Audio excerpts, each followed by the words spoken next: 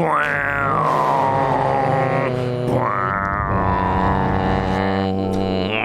guys, it's Following Lucha. I am JC. I am joined by...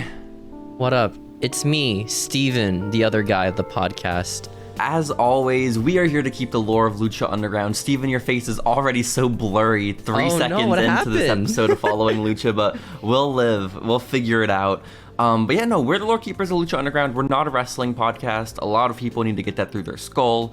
Right, stop asking our opinions on wrestling. You don't watch it, guys. We don't have an opinion. Like, we'll post on social media, we'll post on TikTok every week, and the comments are always about wrestling. It's like, guys, leave it alone. Like, we've moved on. Come on. You know, we are a TV and media podcast, and it just so happens that the TV and media that we are reviewing and keeping the lore of this week is Season 1, Episode 25 of Lucha Underground, called The Way of the Drago, which is cool. Steven, did you know that was the title of this episode? Nope, I didn't look at the title, I'm gonna be honest. Oh boy, what do you think about it now that you know? The Way of the Drago. Of the Drago. Drago. Yeah, that's the it. Drago. The So like Drago. the wrestler Drago. We assume. Makes sense. Unless there are Maybe many it's like, Dragos. how many Dragos are there? I don't know. A dragon. You want to know some man, crazy right? ass shit? I know there are What? at least 2 Dragos because earlier, like yesterday, I saw on Twitter a match card for the next GCW show, and on the card is someone named Drago Kid. Drago 2? Drago Kid! Holy shit. So many Dragos. And then I tried looking Drago Kid up online, and he's nowhere to be found. But I assume he is the shoot son of Drago. Is it like how Rey Mysterio was like 20 of them, you know? When Only like one of them 20? matters. I thought there were simply 2. No, I think there's 3 actually right now. Okay, fair enough, There's Rey Mysterio King, I think. Rey Mysterio Jr. And Rey Mysterio WWE. Oh, you know? true. And then we got Tony D'Angelo as the next one, so Tony Mysterio. Yeah. But no, I was just blown away that there's this young little Drago taking the wrestling scene. He's like our age, Steven. This is crazy. I'm jealous. Dang. I have to be honest. The Athletic?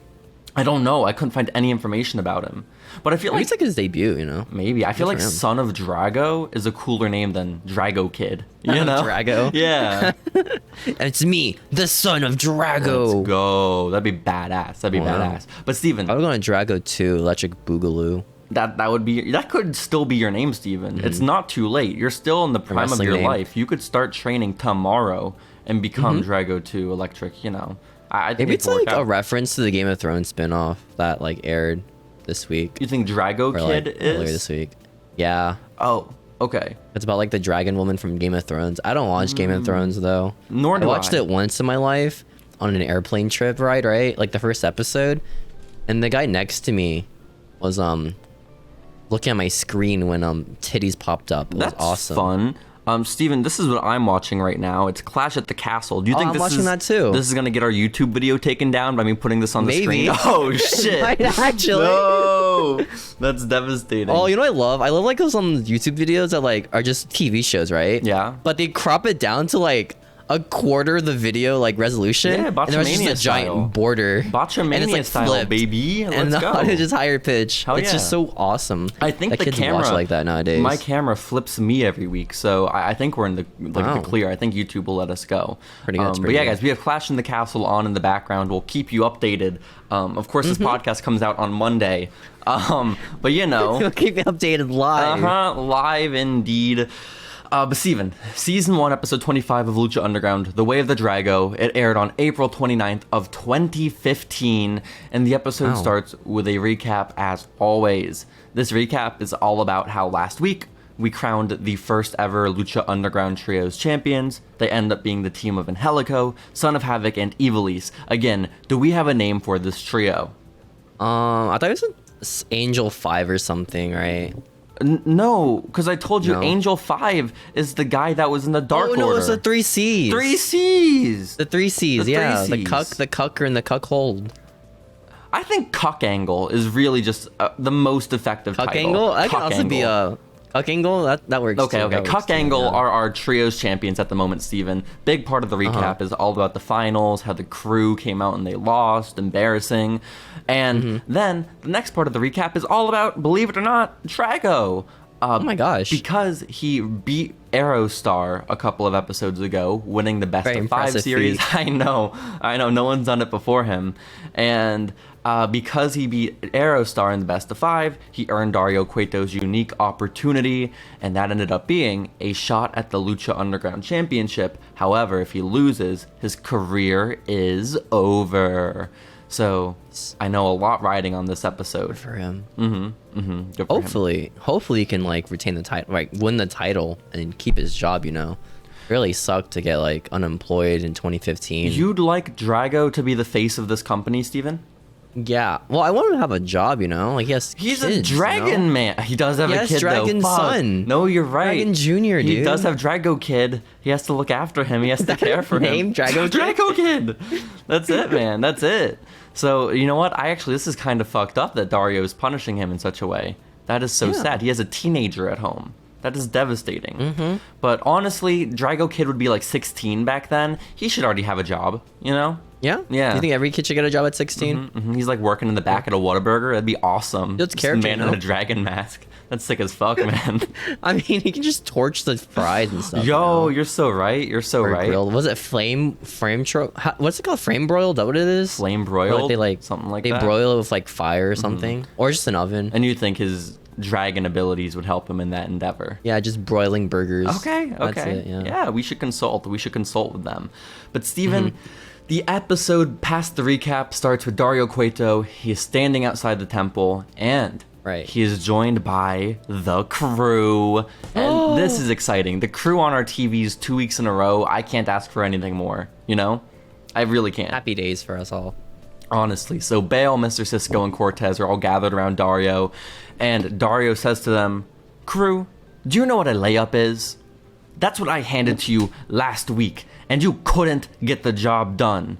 You were fighting 2 losers and a girl with 1 leg, and you lost." You fought a girl with 1 leg and you lost, dude.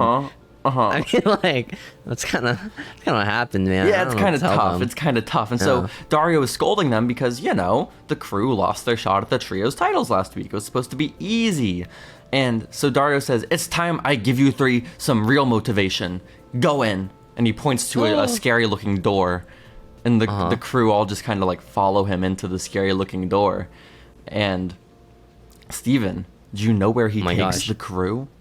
Takes him to his room, right? And this giant like shadowy figure just pops up on the screen, and Dario's like, "This is my brother." Yo, it's the room with the cage. You know, the one where Black Lotus was, where she got stolen by the Cum Man. So the thing that killed Black Lotus's parents is the thing that Dario Cueto presumably is using to threaten the crew. And is his brother. And he glances at the key he has on his neck, you know, as he leads them into the room. And he says, "This is my brother. He's not as patient or forgiving as I am. So don't disappoint me again, or else you'll have to answer to him." And he looks into the cage. I know, and the crew are terrified. They are pissing themselves. There's a tight shot of Mr. Cisco's crotch. Crew. I know. Oh, no, not his crotch. Not his Did it have crotch. jiggle physics on it and start like smoothing around the camera? It was it had a life of its own, Steven. Just jangling right in front of you. It was awful. I disagree. It was awesome, I would say actually. exactly. It was amazing. It really was. And so that is how we start out the episode. I'm a little upset that the crew is being treated so poorly by their employer.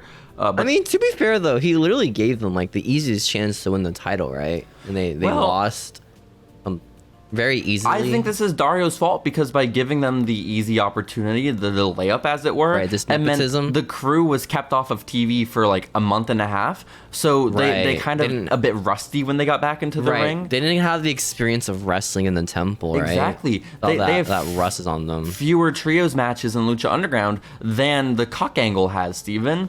And so it's like... Is that true? I think so. I can't think of a single trios match the crew was in before this. I had one against like the Jobber Squad, the other Jobber Squad that are faces. Pimpinella? Like Aerostar. Oh, wait, Aerostar? Yeah, that one was like it was like 3 luchador people with Aerostar for some reason. Oh shit, I don't remember that. Well, even still, that's 1. Okay. The Pimpinella Cock match, Angle has just Star. had 2. Okay, Cock Angle just had. Then Then There what? was a match where they beat Big Rick, or they lost against Okay, Big Rick, 3-on-1 does not count as a trios match. I have to be honest. which they also lost with the advantage of 2 other men. Well, there you go. There you go. Maybe the crew is not where we should have put all our money at the beginning of this. Maybe they're not the greatest wrestlers canonically, you know. Maybe not. Maybe not. I also fear for them because I worry that the crew will disappoint Dario again. And I can't imagine what the repercussions are going to be.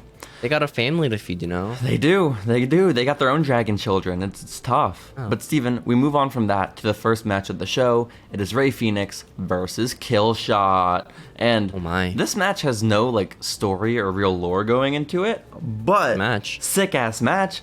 2 of my favorite wrestlers of all time. So, I mean, I'll take it. Nice. You know, yeah. They shake hands at the beginning of the match. Do Killshot and Phoenix. And then Vampiro says that this is a more mature Phoenix than we originally saw in the temple. Ever And since he's got his laid, cuck dude. angle. Like, Yeah, good for him. Ever since he fucked Katrina, dude, he is just off to the races. Who isn't here, by the way? She's gone. Well, Disappeared. yeah, Pretty cool. huh. So you think she's not as interested in Phoenix as we originally thought she was? Maybe she Uh-oh. just wanted to do it, and it's like, all right, I'm out now. Damn. He's- That's so he's she homie. used Rey Phoenix as a piece of meat. Yeah, Fuck. That's so messed up. I know. That's so typical women, right, Steven? maybe. Okay, cool. We can't say these things. Oh. We're gonna get canned. Oh, not can. But this match, right? It happened, right? There's no story, by the way. Like, there's no lore no, whatsoever. it was just a fun match. It's just a good match. Yeah. A good opening, you know? Like, imagine, like, going to this show and, like, oh, never watching Lucha Underground or, like, knowing about it, right? Like, you watch WWE at the time. Like, what is it? Like, John Cena versus Kevin Owens, right? No, John Cena versus Kane, if you remember correctly. Yeah. The match you see is John Cena versus Kane, right? Excellent banger of a match. Hell you yeah. go to this temple place. It's all shady and shit, right? And then you see these 2 guys just doing flips. Like, oh, this is awesome. Hell yeah, it is. Hell yeah, it is. Yeah, it's sick. Then Vampiro at one point in the match, Steven, did you catch this part? I mean, it'd be hard to miss it, where he just calls all the wrestlers in Lucha Underground Japanese wrestling marks and says that they're just copying Japanese wrestling, because I really like that. Is Vampiro just like a Meltzer light? Meltzer, Like Japanese wrestling? He does love his Japanese wrestling, you know? He didn't say at any point during this match that the crowd reminds him of a Japanese crowd, which is sad. Well, they're just too loud. They are. They're too disrespectful towards the crowd. They need to the match shut the by fuck cheering up, for it. you know? Yeah. God damn these believers. But I have to say, like, honestly, this is the first match, not the first match, one of the first matches where I thought to myself, the commentary was very good. Like, the commentary did not take away from the match. It, like, they laid out when they needed to lay out. They, like, talked when they needed to talk. It was just, I think Matt Striker and Vampiro are finding an actual stride where they're not being creeps or, like, overly For weird. matches, do you prefer like play-by-play where they commentate like what's happening, or like do you like it when they do story stuff more? Well, it's a mixture, I lore think. building. I don't want, like, story. I don't want, like, Paul White fighting with Mark Henry, you know, to, like, build to their own match. But... They both like wanting to quit, by the way, Paul Wright and Mark Henry. No. That's so sad. Imagine Paul Wright wanting to quit for you. That sucked, dude. It must. But I like play-by-play because I like hearing about the moves. But I also like when people are talking about, like, motivations and everything. I like it because, like, would you rather hear like, oh my god, he did a sunset flip, or I want to know why he did that sunset flip. I want to know why, Steven, okay? That's Why did he? Maybe it was like a birth win. thing he did, right? Like maybe he had a twin brother and birth, but they were fighting to see who would be born first in the womb, right? So they started fighting each other. Wow. And he did a sunset flip to his twin and killed him Oh, to shit. survive birth. Damn. Just smashed his head onto, like, the operating table. It's so sad. Yeah. That is To a knife. devastating. That's crazy. Oh, shit. That's awesome, man. Is that official fetuses, lore man. for... Is that for Phoenix or Phoenix. Killshot?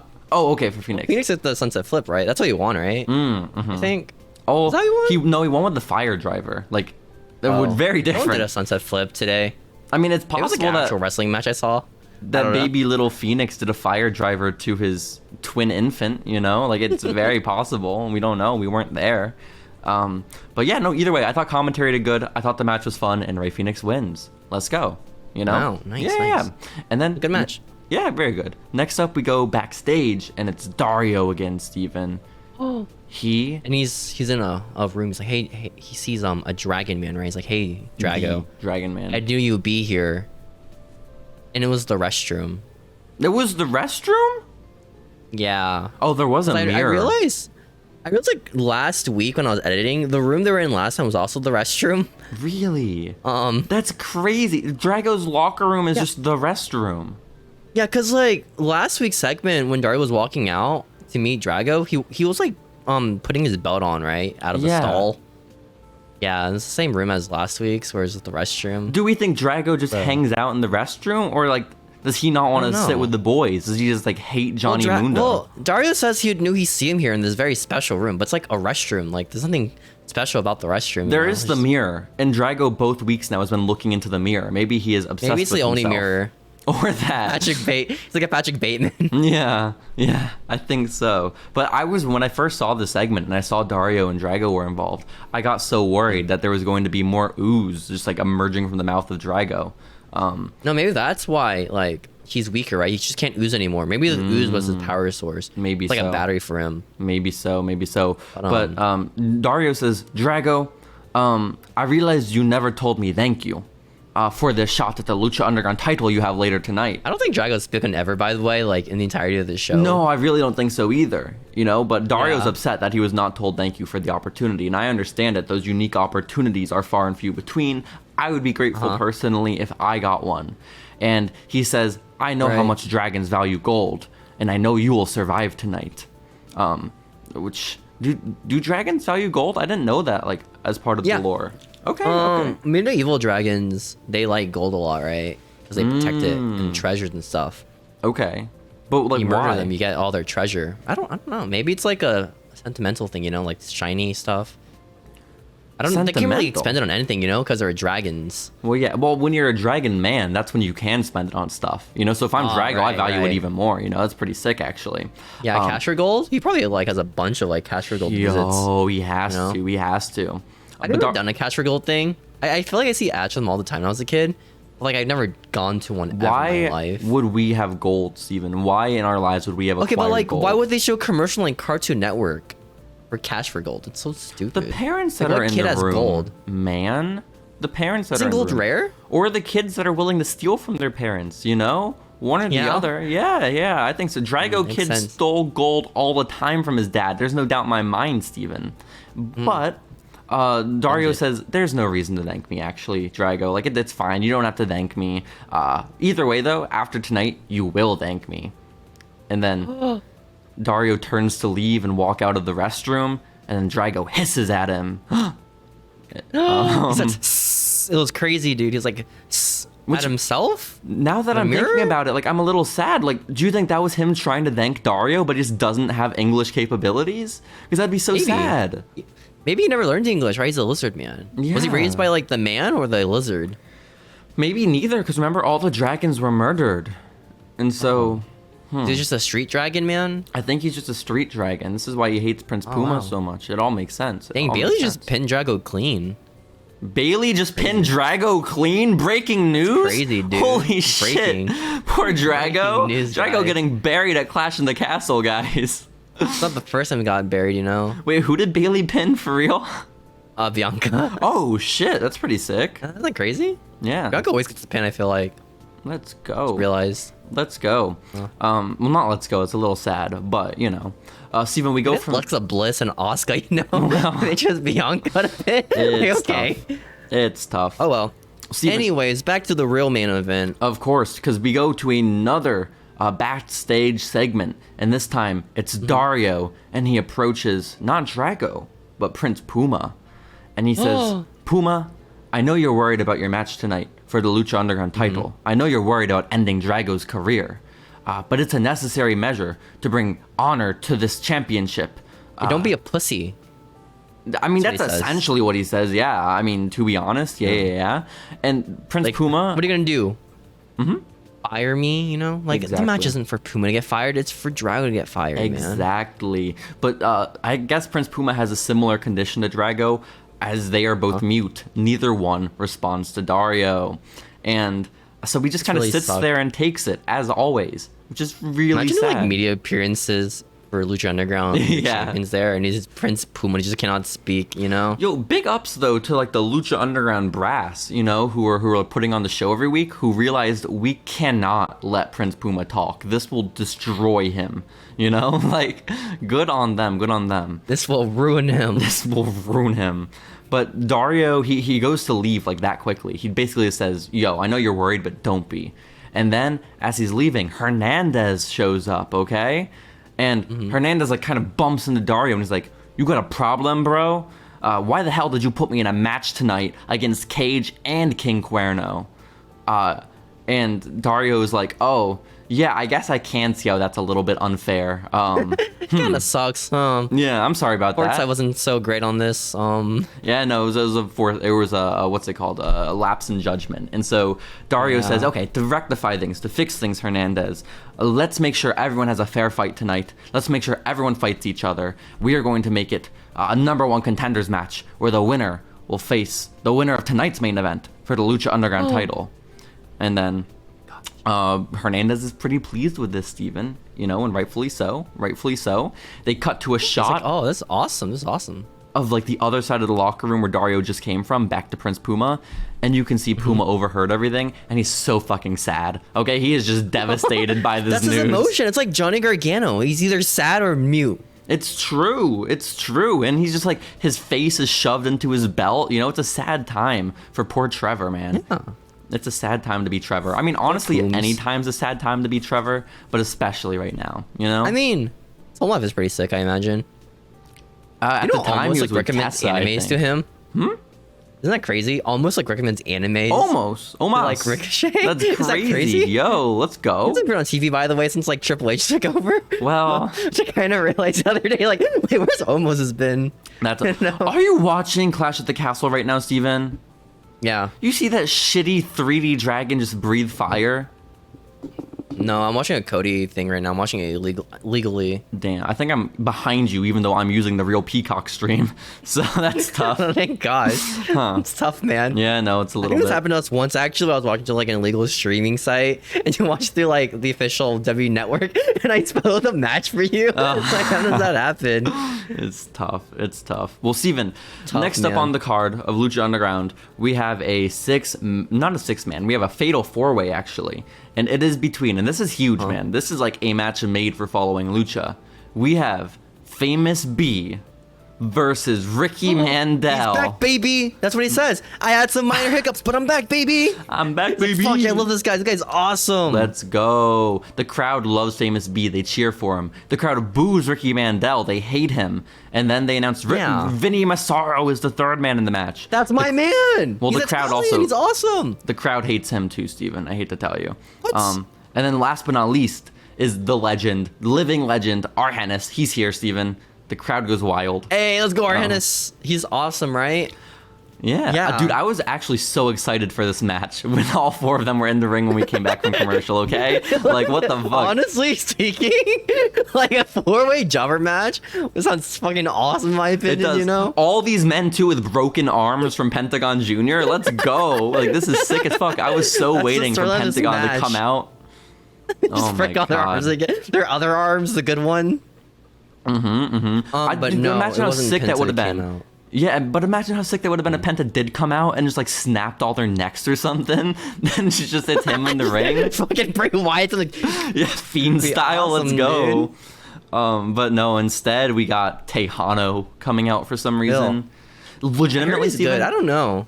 The match went on for 4 seconds before Tejano came out. They couldn't even give us like started being the shit of each other.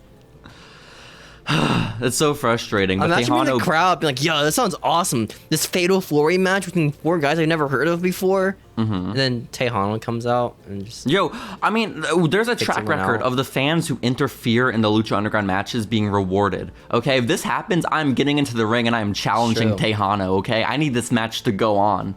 I'm throwing him out and I'm getting things back in order. It's true, it's true. But Tejano beats the fuck out of Ricky, Famous B, Vinny Massaro, and Hernandez. And then he also beats up the referee, which is kind of tough.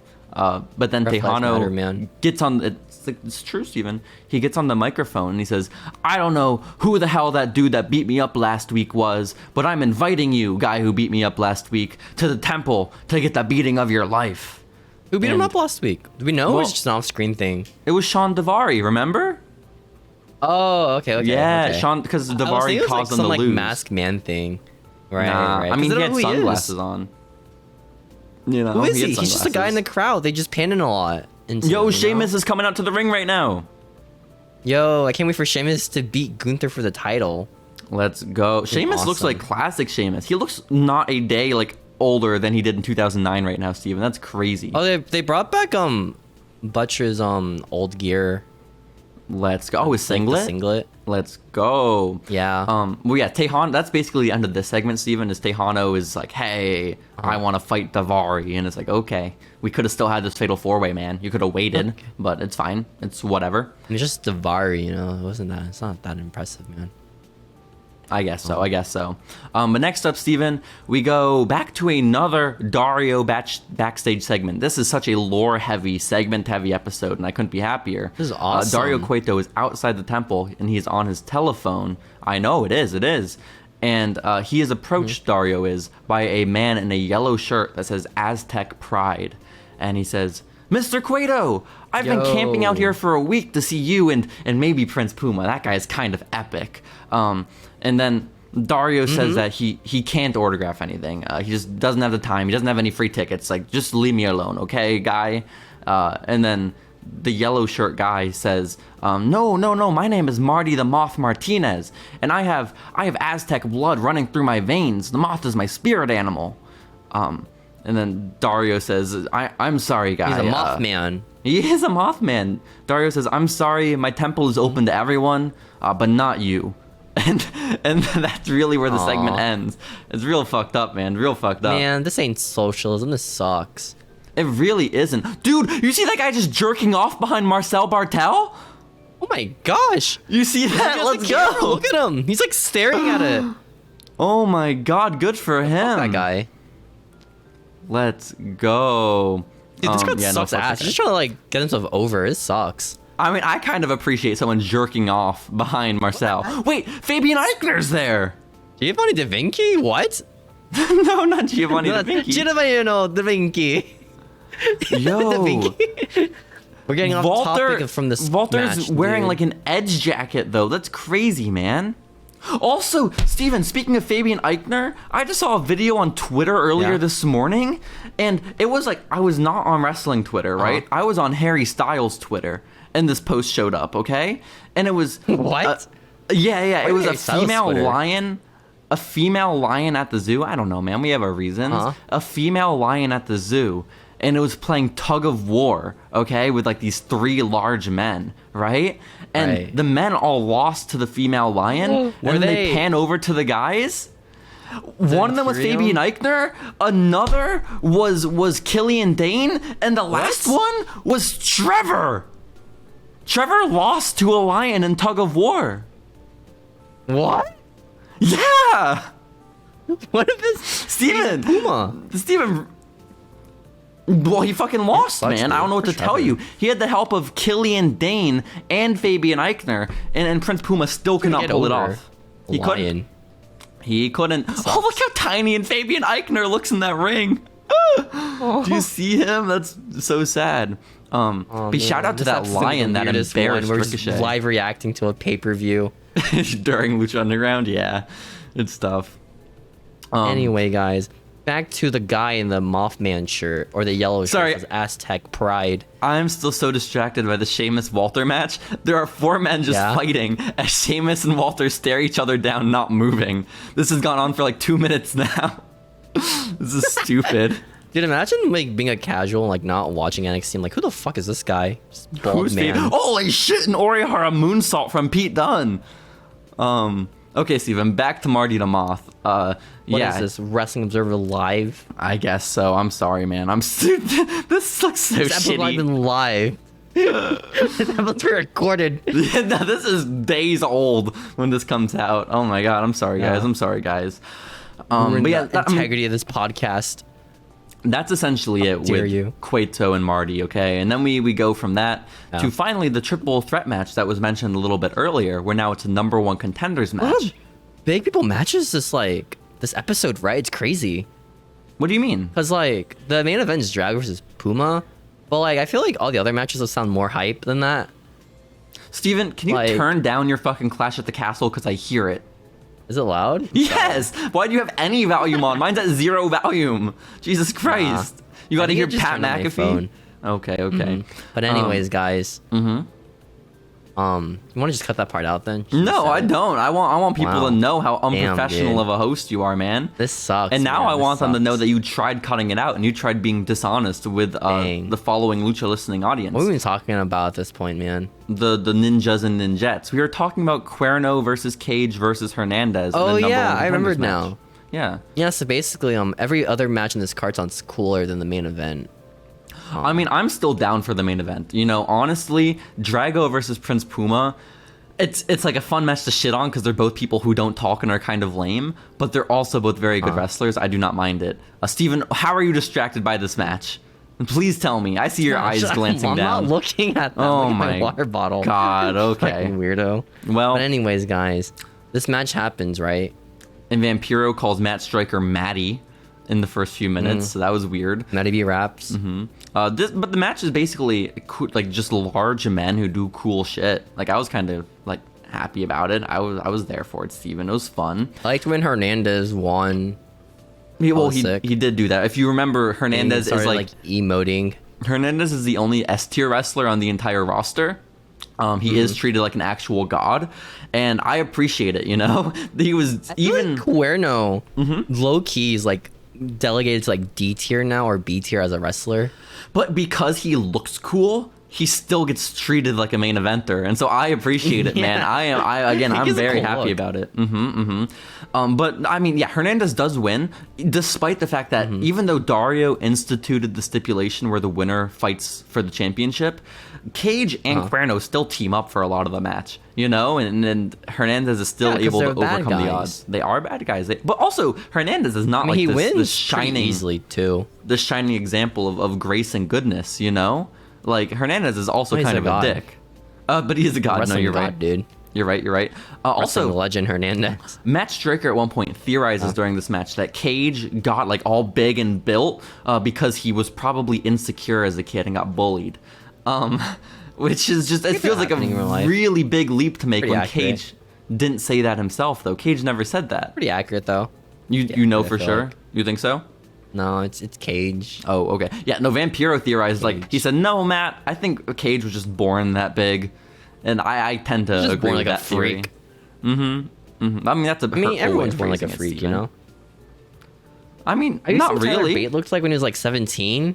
Why would I have seen that? Why would I have seen? Also, I guess I would have seen Twitter once. What he looked like when he was 17. He started wrestling at like 19, you know? Or like on WWE at 19, so it's not that out there. It is. Steven, I don't know why you spoiled so soon that Hernandez won this match, because a huge part of him winning is the fact that Marty the Moth, the man who just approached Dario outside the temple, runs in during this match. Speaking of fan interference, he interrupts the match and just gets fucked up by a dropkick from King Cuerno, just like the highest velocity dropkick ever. This is like Finn Balor-esque, okay? It's to the face, and just like, listen, Bale ended up in the most notorious and most incredible group in all of Lucha Underground, okay? Because he was a fan that interfered, okay? Sean Daivari just got challenged to an official match next week on Lucha Underground. We're only rewarding this bad behavior. It needs to stop, Steven, okay? Do you disagree? He needs to know. Well, maybe it's like a contract thing, right? Well, he wants violence in the temple, you see, right? Yeah, so if that comes by way of the fans, it's okay. Oh? Yeah. Yeah, Steven, what is happening to you? Gotta reward the fans. Is your internet connection bad, or are you distracted by Sheamus and Walter hitting each other? I think. Well, you also keep cutting off for me. I mean, that's a really I'm so sorry to hear weird, scuffed episode of the podcast today. This sucks. It is not a scuffed episode, Steven. You're a scuffed co-host. Let me plug in my computer. Maybe that'll help. Maybe that'll help out. But either way, Steven. Might be because we're watching like a pay-per-view. Maybe. But we go from that match where Marty the Moth interferes. Because, I mean, there's not much more to it. Marty the Moth interferes and gets really fucked up by everybody. And then it just kind of leads to Hernandez winning by pinning King Cuerno, I think it is, like, off the distraction. Which, like, it's not a very godlike way. The pin.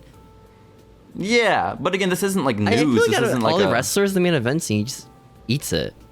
I mean, it's nothing new, you know? No, not even a little bit. Not even a little bit. But yeah, our new number one contender is Hernandez, which is interesting because if Drago loses his career in the main event and Prince Puma retains the Lucha Underground title, Hernandez and Prince Puma are going to have to fight. And where does that put Conan? You know, where does he lie? Friend versus friend, man. Well, I don't think Puma and Hernandez are friends. They don't seem to really care about each other that much. Not Mentor even a little versus bit. mentored. No, that's not how that works. It'd be mentor versus mentee. But even still, I don't quite think that. Menteed versus mentee. Yeah, I mean, maybe more like that. Yeah, both the mentees of Conan. Disappointing. Disappointing from Kind of Hernandez. spoiled like who's gonna win the match. By the way, the main event. Honestly, what should have happened during this match, if Hernandez was well-intentioned, he would have thrown and made sure King Cuerno won the match, because that's a layup for Prince Puma, okay? Yeah, exactly. Yeah.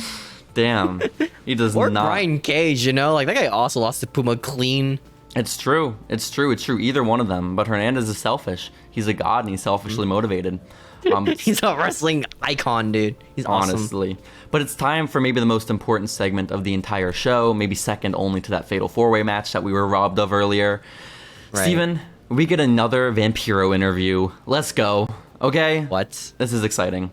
And he is interviewing the Cuck Angle. He's interviewing the new Trios champions, Angelico, Son of Havoc, and Ivelisse.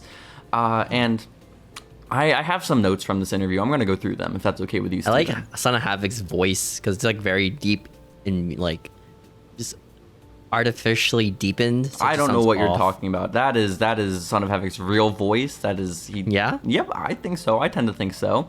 But Ivelisse starts out the interview by saying that she is the team captain of Cuck Angle, and they won because of her directions to Angelico and Son of Havoc.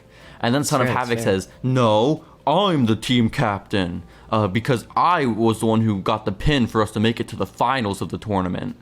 And then Angelico says, "Hey guys, the only reason that we even won the titles is because I had a death-defying leap off of the office." Wow. And then Ivelisse said, "Dude, you just did a crossbody," which I thought was really funny, you know? It's not wrong. No, it's not. It's basic wrestling. Yeah. It's wrestling 101. It's true. Yeah. Did you notice Vampiro's very Danny DeVito mannerisms throughout this interview, Steven? Like, no, I did not. It was so weird. Like, his faces, and he kept, like, giving a thumbs up or whatever. It was just I like the part weird. where he daps up Son of Havoc. It's like, "Hey, my boy, Son of Havoc," and then, like, do a little handshake. It was Let's sick. go. Favoritism, man.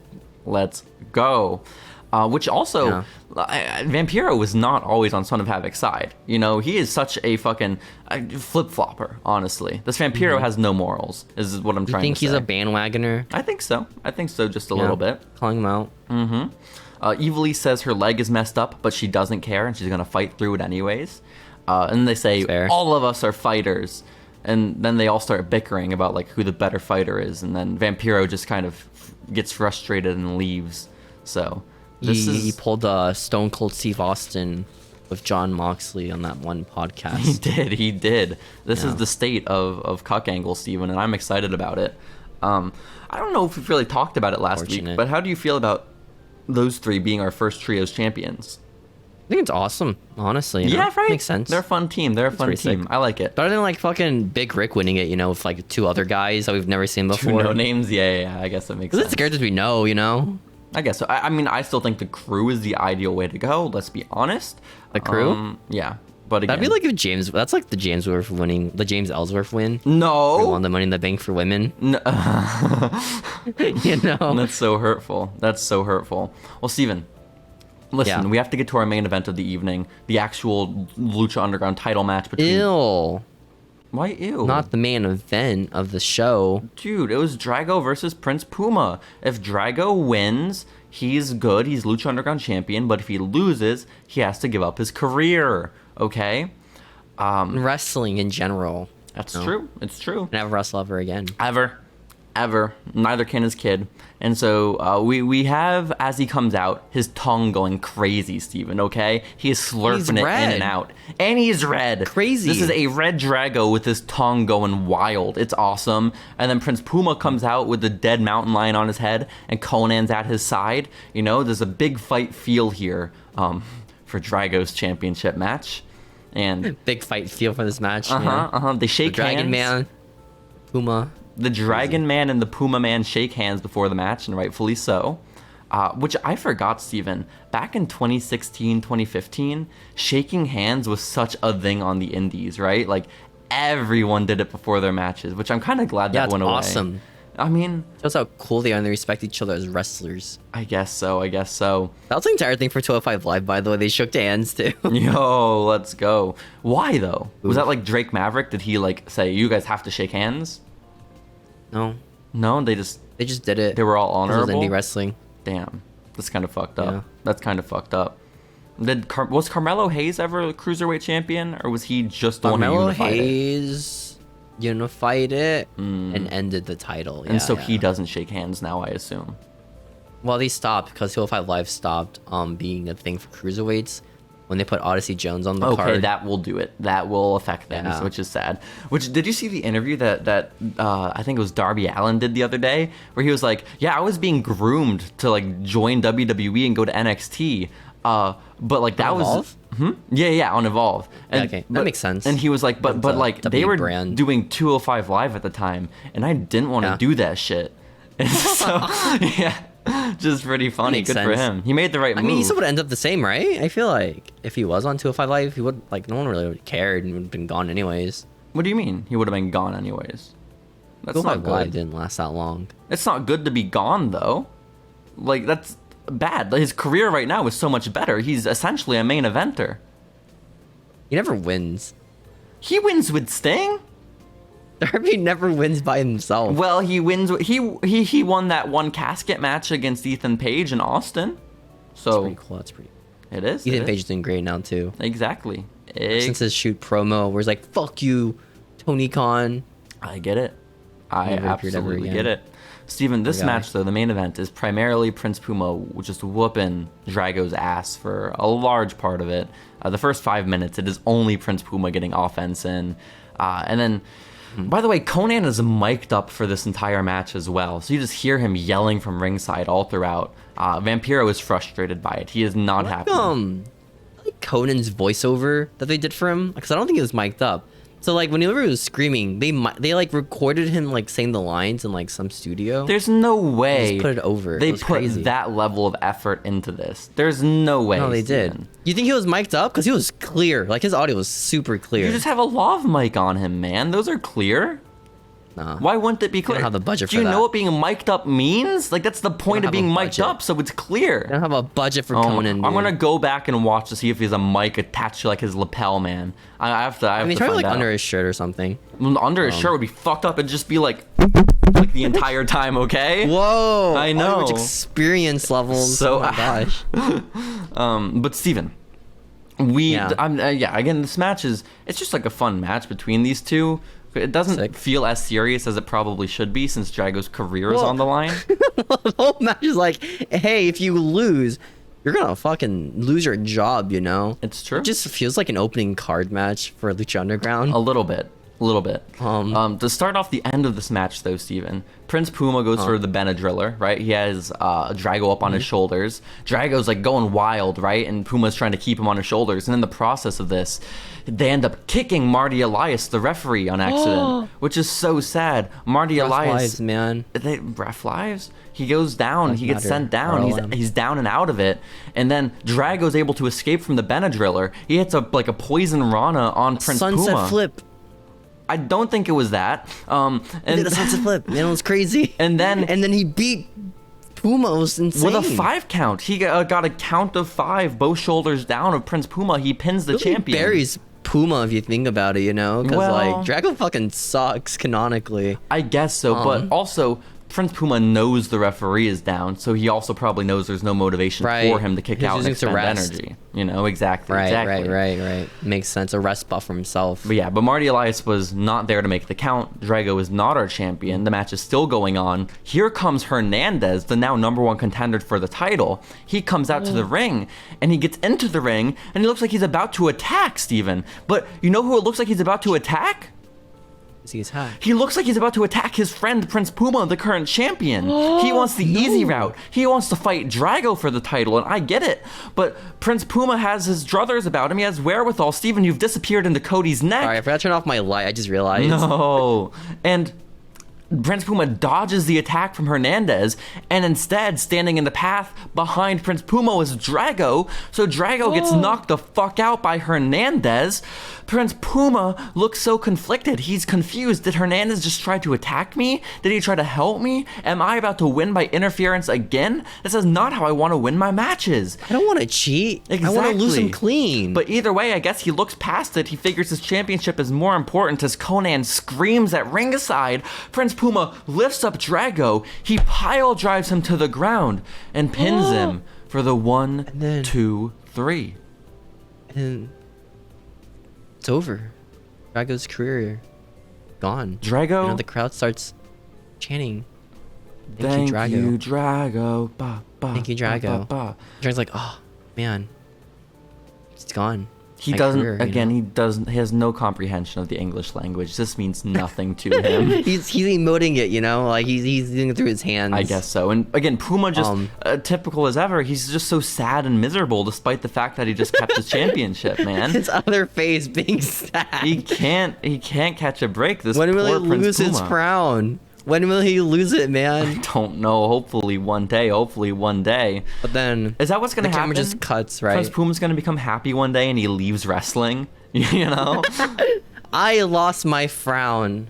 I became a happy man. Good for him. I hope so. And then he retires. I really hope so. But Drago is he's consoled by Puma. Puma lifts him up to his feet, raises his arm. Drago says his farewell. It's all a sad time.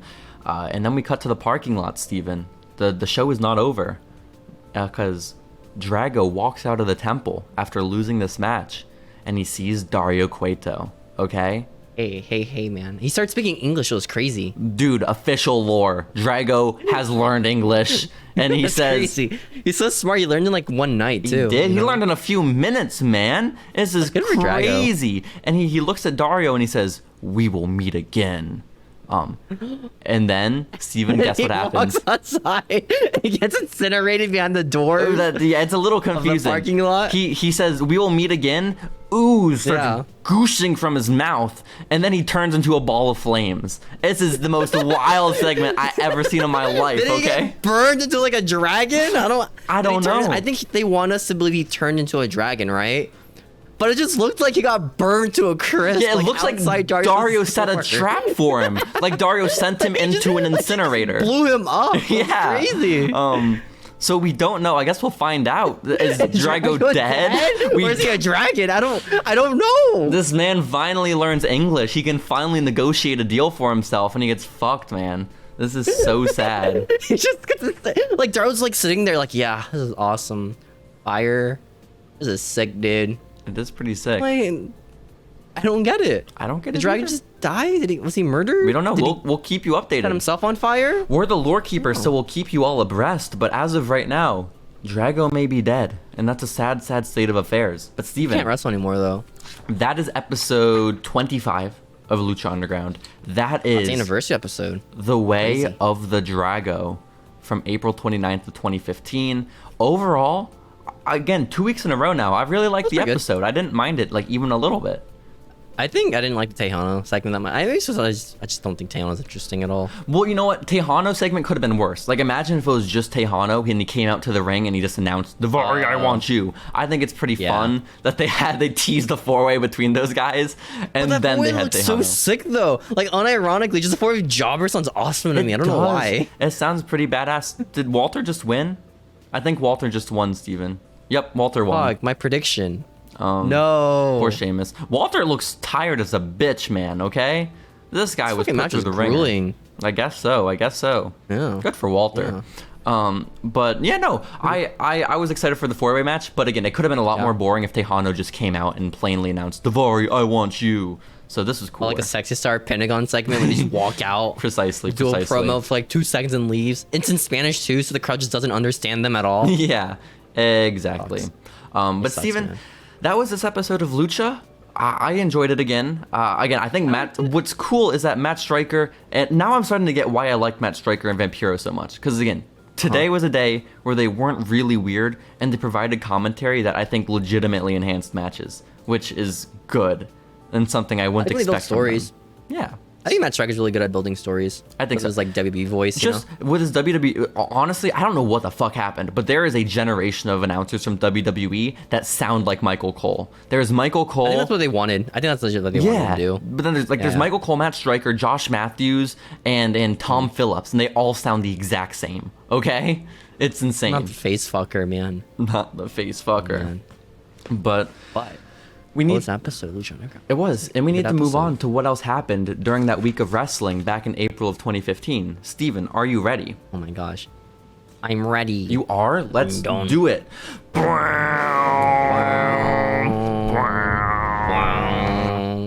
Steven! What up? We need to talk about the week of April 29th, 2015, okay? So much happened in the world of wrestling beyond just the way of Drago, okay? Beyond the potential murder of a Dragon Man.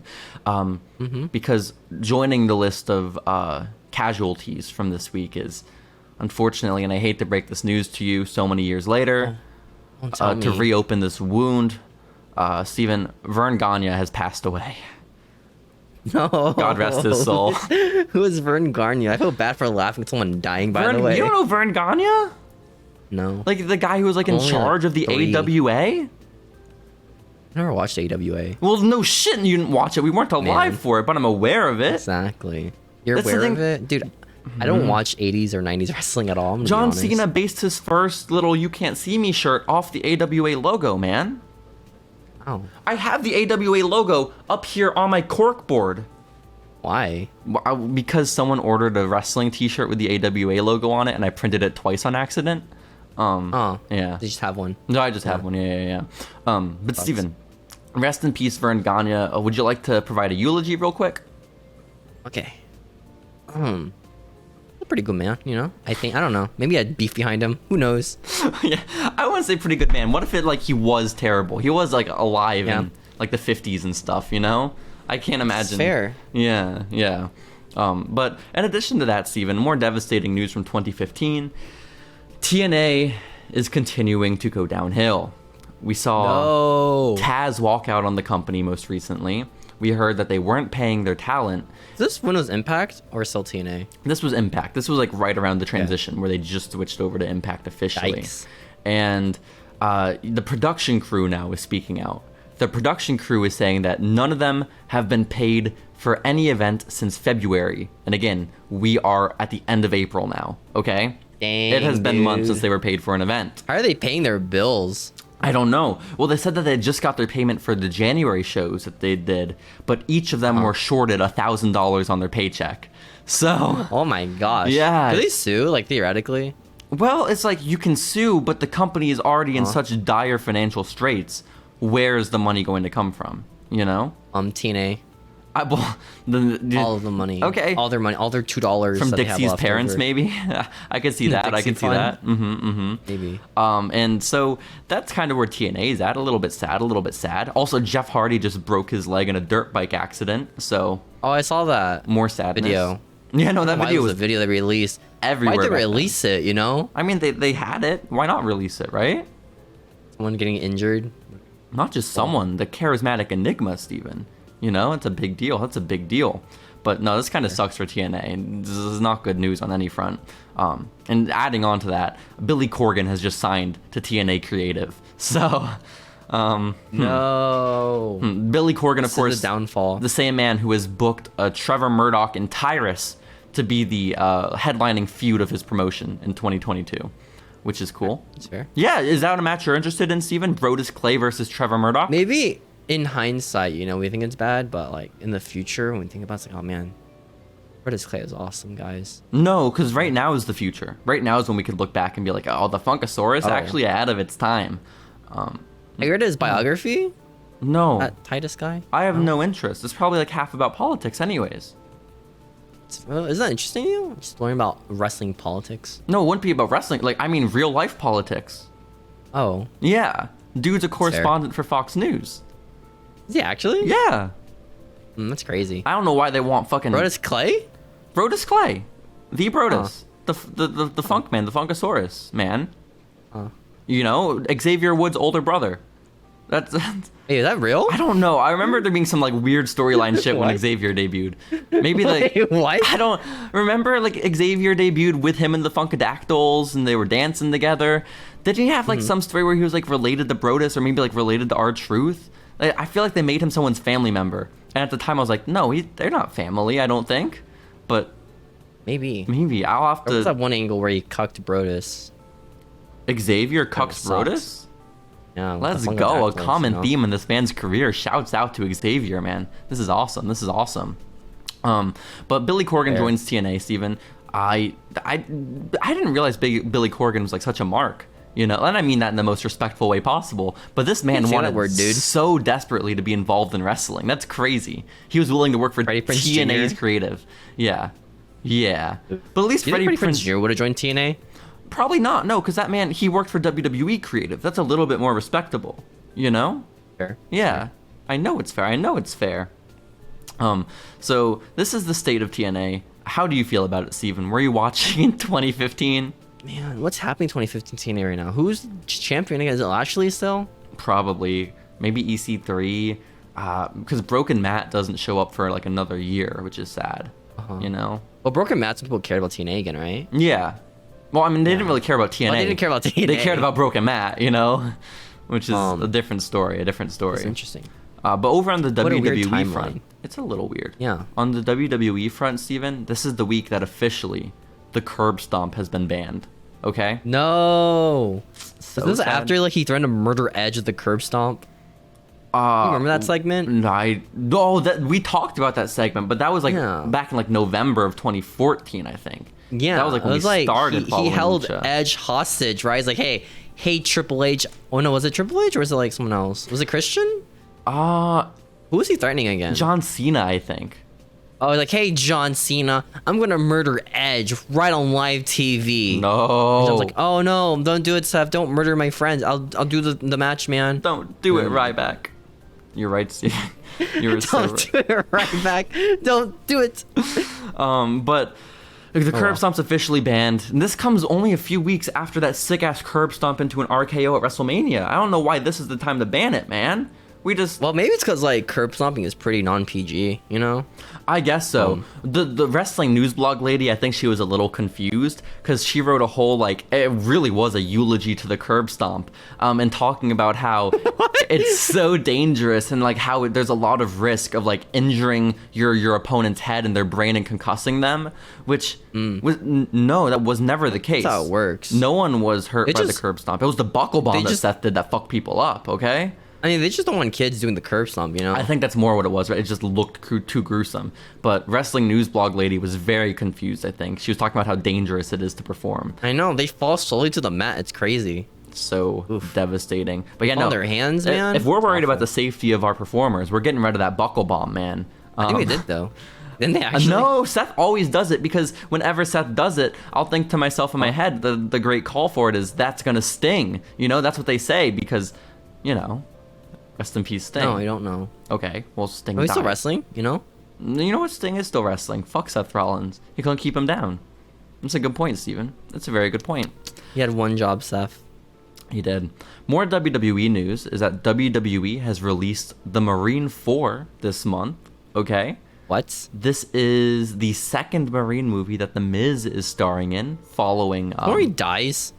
No, he's still in a couple more before he dies. Don't even worry about it, okay? Oh, thank God. Was it Summer Rae killed him? Was it like Becky Lynch? No. Becky Lynch, I think, is the one where he dies, but this is the one with Summer Rae. Shawn Michaels kills Becky Lynch. I don't care. This is crazy. The last Marine movie I watched. I watched Marine 1 through 4. This was the last one I watched. It's the one with Summer Rae, okay? No, this is awesome. I love the Marine series. This is great. You know, we need to watch these movies, all of them, review them, put them on YouTube, get 1 million views. Let's go. We probably could do that. I remember I went on a road trip with my family to like Utah or Colorado one year. And it was right when 12 Rounds starring John Cena had come out. And I was obsessed with trying to watch this movie. Our car at the time had a DVD player in the back seat, okay? So I made my parents stop at so many red boxes on the way to Colorado and Utah, one of the two, to stop and see if they had 12 Rounds. And we did not find it till the very end of the road trip on the way back, okay? I didn't return the movie. Well, you don't have to bring it to the same red box, Steven. Oh, okay. They can go to any red box. I never red boxed in my life, so. God, you loser. But sorry. This was a very high demand movie. It was nowhere to be found in Redbox back then, Steven, okay? This was a big deal. You have to understand. I was so excited. You're the official hunter for 12 Rounds. I was, and then I watched it, and I thought, this is cinema. Okay, that is what I thought. This is peak. This really is. This is my Citizen Kane right here, guys. 12 Rounds with John Cena. Yo, 12 Rounds... Not a bad movie though. I haven't watched it since I was like 11. I think it's a fun turn your brain off movie, right? I don't know. Again, I was 11. My brain was very on trying to understand it. Okay, I was John Cena murder people. Yeah, Liv Morgan is coming out right now at Clash at the Castle, and I am happy.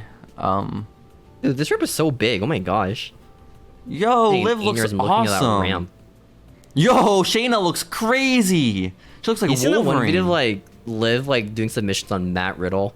You know, in the comments like, oh man, I wish that was me. That's fun. Or either or. No, I understand. I understand. But Steven, Marine 4 is coming out. The one starring Summer Rae and Mike the Miz Mizanin. And on TV right now, they are not allies, okay? Why Summer Rae? Was she doing anything? Or was like, hey, you're a wrestler, right? You're not doing anything, right? She had just left. Come with me, man. She had just left Fandango, I think not that long ago. And so now she is on the side of Mizdow, because Miz and Mizdow are fighting for like who has ownership of the Miz brand. So on Raw this week, they were fighting it out. The winner of the match got ownership of the Miz name, okay? And Summer Rae started the match in Mizdow's corner, but then midway through the match turns on him, helps the Miz, and the Miz keeps the rights to the Miz franchise, you know? And dang, this happened? This all happened. I don't remember it happening. Summer Rae being part of that. Nope, not at all. At all. Not even a little bit. Maybe Wrestling News Blog Lady is lying to me just because she thinks it's funny. But Summer Rae and The Miz are officially allies. And I see booking in their news blog. It's true. It's true. And that's what Dave Meltzer does sometimes, you know? Like, it's fair. No, I get it. If I had a news blog too, I would also fantasy book. I would also lie to my audience. And so... I mean, that's really where we're at. I don't remember Miz and Summer Rae working together, but I do remember the Marine 4, and I remember being very underwhelmed by it. I'm sorry, Miz. You watched it? You watched all the Miz ones, right? No, I told you, I watched Marine 1 through 4. I watched the John Cena one, I watched the Ted DiBiase one, and I watched 2 of the Miz ones. How's his acting, Ted? I don't know. I've already told you. The Marine 2 starring Ted DiBiase is the one where I learned Ted DiBiase Jr., the better one. Okay, makes sense. And imagine Ted DiBiase Sr. doing like all these like Marine action scenes. That would be badass. That'd be awesome, just actually. Horribly obese, just severely Christian. It'd be so sick, Steven. And but that is the movie where I learned what a hostage was. Okay. Because they have these terrorists who hold a bunch of rich people hostage, and then Ted DiBiase gives himself up to let some of the people, the civilians, go. He's not rich. No, he's a Marine. Why would he be rich? Yeah. Yeah. I mean, he's rich in real life. Is he? I don't know, actually. Ted DiBiase Jr.? Well, is he rich in real life? His theme song says he comes from money and he comes from fame. The ladies love him because that's his name. Yeah, so... Yeah. I would hope he's rich. Reese. Reese's gimmick was being a gold digger at one point. Isn't that awesome? That's a pretty good gimmick, man. That's a pretty good gimmick. Is that Lacey Evans' most recent gimmick too? Before she was off of TV? I thought she was Christian. Was her gimmick? Why can't you be a gold digger and Christian? Oh, I don't know. I don't watch Lacey Evans matches, you know? I don't think she's on TV anymore. Well, I think she had like a kid recently, right? Again? I think. I don't know. I just always think back having her back to that one summer where like the main feud going on was Seth and like Becky. Charlotte, right? No, Seth and Becky versus Lacey and Baron Corbin. It sucked. Oh my gosh, I remember that. Well, it was awesome because Baron Corbin what was it, his finisher on Becky? It was like, oh, this is awesome, guys. Women and man violence. This is sick. Yo, let's go. No, it was very bad. It was very, very bad. I mean, I did like the end of Days on Becky. That was pretty sick. But aside from that, why was that a thing? You Steven, remember the story where Lacey Evans cucks Charlotte's dad? well, that's what I was talking about with the gold digger thing. I figured she was only into Rick for the money, you know? Did it for love. She got pregnant. Oh, like We don't know. I don't think they ever like figured out if she got pregnant with Ric Flair's son or daughter or whatever. or Ricochet. Or someone else's I thought that was baby. Maria Kanellis' storyline. where she got No, fucked by Ricochet's was Ricochet. like, hey, Mike, might have fucked some other guy in the roster, you know? Even though we have children already, might have fucked someone else. I mean, you're allowed to have sex with other people when you have children, you know? Yeah. Maybe it's not the most You're moral married. thing if you're in a like Maybe they're a open. Maybe it's an monogamous open relationship, you know? Well, yeah, that's Well, it. I don't think so, because their whole gimmick is that they're like the powers of love, you know? Like they're only for themselves. Well, that's it. Maybe the connection between them is so strong that they're allowed to be polyamorous without it really affecting their love for one Maybe. another. You know? Maybe everyone looks like Mike Rome to Maria, you know? Mike Rome. That's all she sees. Yeah. Mike Rome, the announcer who is in love with Mike Vanessa Kanellis. Kraft? Because Mike Kanellis. okay, is this breaking news? The Maria Kanellis also fuck Mike Rome. Steven, can you Could confirm? happen, you know? Can you confirm? Could happen. Okay. It could happen, man. That's He's a very exciting. handsome man, you know? No, he is. Well, Nice voice, he's too. okay looking. He's just tall, I think, is more the point. He's tall and he Nice grooms man. himself. You know, that's really all it takes. That's more than us, you know? It is. It is. It really is. So, also in WWE news, Wade Barrett beats Neville to become the King of the Ring 2015 in That's the cool. main event of the This is tournament. the downfall of his career, but It was. Cool. Do you remember that network special? Because WWE, that was when the network kind of just started, like within the year. So they were like testing the waters with specials, and so they did a special Oh yeah, where it was like a King of the Ring special. three Right? King of the Ring matches. Like it was only 3 though. And also, the main event of Neville versus Wade Barrett happened anyways a couple days earlier on the Extreme Rules card on the pre-show because Daniel Bryan got injured and they replaced Bryan with Neville. So like we're just The repeating King the of the Ring match. rematch. I mean, didn't you watch like the Tony Storm match like 3 times that one day? I mean, yeah, but I'm just saying that wasn't on Okay, TV. but like who actually watched the King of the Ring like event? Me, you know? I watched it live Why? because I wanted to see Neville become the King of the Ring. Sucks for you, man. Yeah, it did not happen. It did not happen. Remember when Xavier Woods won King of the Ring? Not really. I wasn't watching wrestling during that period, Steven. Well, that's for like 2 weeks. And then Oh, he dropped I'm watching my little Clash at the Castle right now, and Liv Morgan's Yeah. getting fucked by Shayna Baszler. This is like it. She's shades gonna of win at the end. Dakota Kai versus Shayna in NXT, man. I like this Shayna though, you know, just her just beating up people. Yeah, no, Shayna's way better when she's booked well, believe it or not. It's funny how that works. crazy. Yeah. Oh my god. Oh, she is being so mean to Liv Morgan. This is so sad. I can't watch it, Steven. I just don't like Liv being murdered like me. I enjoy this match. You enjoy Liv getting hurt? This is my match, dude. Aww. Oh no, she's about to do the little arm stomp. This is devastating. I can't watch it, Steven. Oh, no, not her little arms. Let's talk about Extreme Rules 2015. Okay, let's distract ourselves from this egregious event happening. Okay. So I have the whole card listed. Are you ready? Yes. Okay. Let's make predictions. I'll make predictions who won. Okay. First match we have is a Chicago street fight between Dean Ambrose and Luke Harper. Okay. What? And during Was this this for a match, title? it was for the Intercontinental title.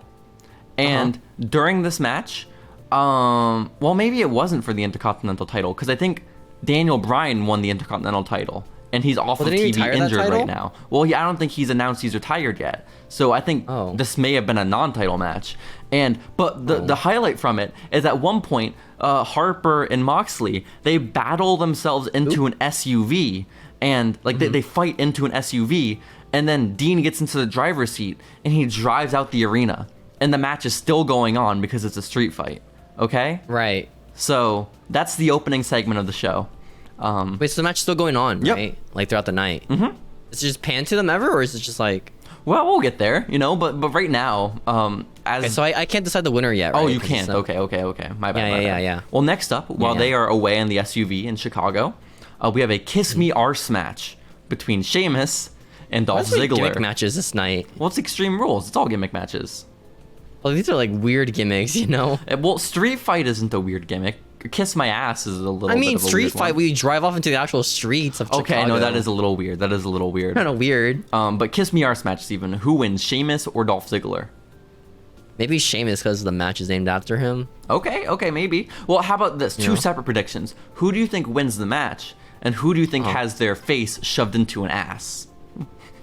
There's no way Dolph's ass does not like. There's no way Dolph's face doesn't meet ass. You know? Okay, so there's listen, no way that doesn't happen. Dolph Ziggler wins the match against Sheamus, but Sheamus refuses to stick his face into Dolph's ass. So instead, he brogue kicks Dolph and then shoves his lifeless face into his own ass. Essentially, yeah, he just squats on his face, that's man. Banned in like competitive Valorant. Well, man, this is not where we're at. Gosh. We are here in a kiss me arse match. You know, different rules, different rules. This is a more serious stipulation. Dude. And so, Does he ever get like punished for his actions?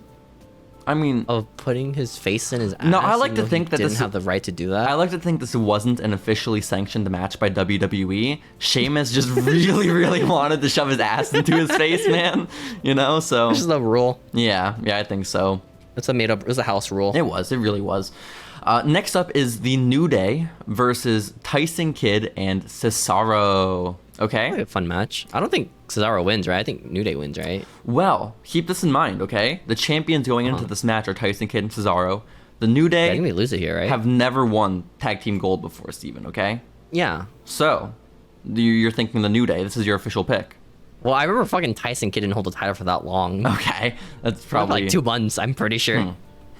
I don't remember him having the title at all. I'm going to be honest. So, your official pick is the New Day. Yeah, I'm picking the New Day. You are correct. The New Day. Was this like when they were like the preacher gimmick? I think they were like preacher gimmick, but less serious at this point. You Remember know? when they started the gimmick and it was like Xavier Woods coming out as like Malcolm X? Yeah, man. But the gimmick so weird. doesn't get good till the end of this year when they start doing kazoos with Edge and Christian. We'll have to be on the lookout for that. Okay. Oh, okay. Yeah. But the New Day wins their first ever tag team championships in WWE. The crowd goes mild. Yeah, I don't know if they were super excited about any of the 4 men in this match, or the 6 people. I assume they like Cesaro and Tyson Kidd, right? No, Chicago. that was just you. What? Cesaro? People were not against Cesaro. That was 2015? just you, man. Maybe they were so anti-New Day back then they were cheering Kidd and Cesaro, but man. No, Cesaro was sick back then. Okay, he did the swing. Wait, did Shayna just win? I can't tell. Steven, is it over? No, the match is still going on. Never mind. No, they're just doing a rest spot. Don't worry. Okay. It happens sometimes. We'll see. It does. Next up, Steven. The SUV shows back up at the arena. Thank God they drew back. Ambrose and Harper come out of the car. They never show them in the streets of Chicago. They just went for a little joyride for half an hour. Was it a rest spot? Like a giant rest spot? Yeah. They come back. They gosh. battle their way back to the ring.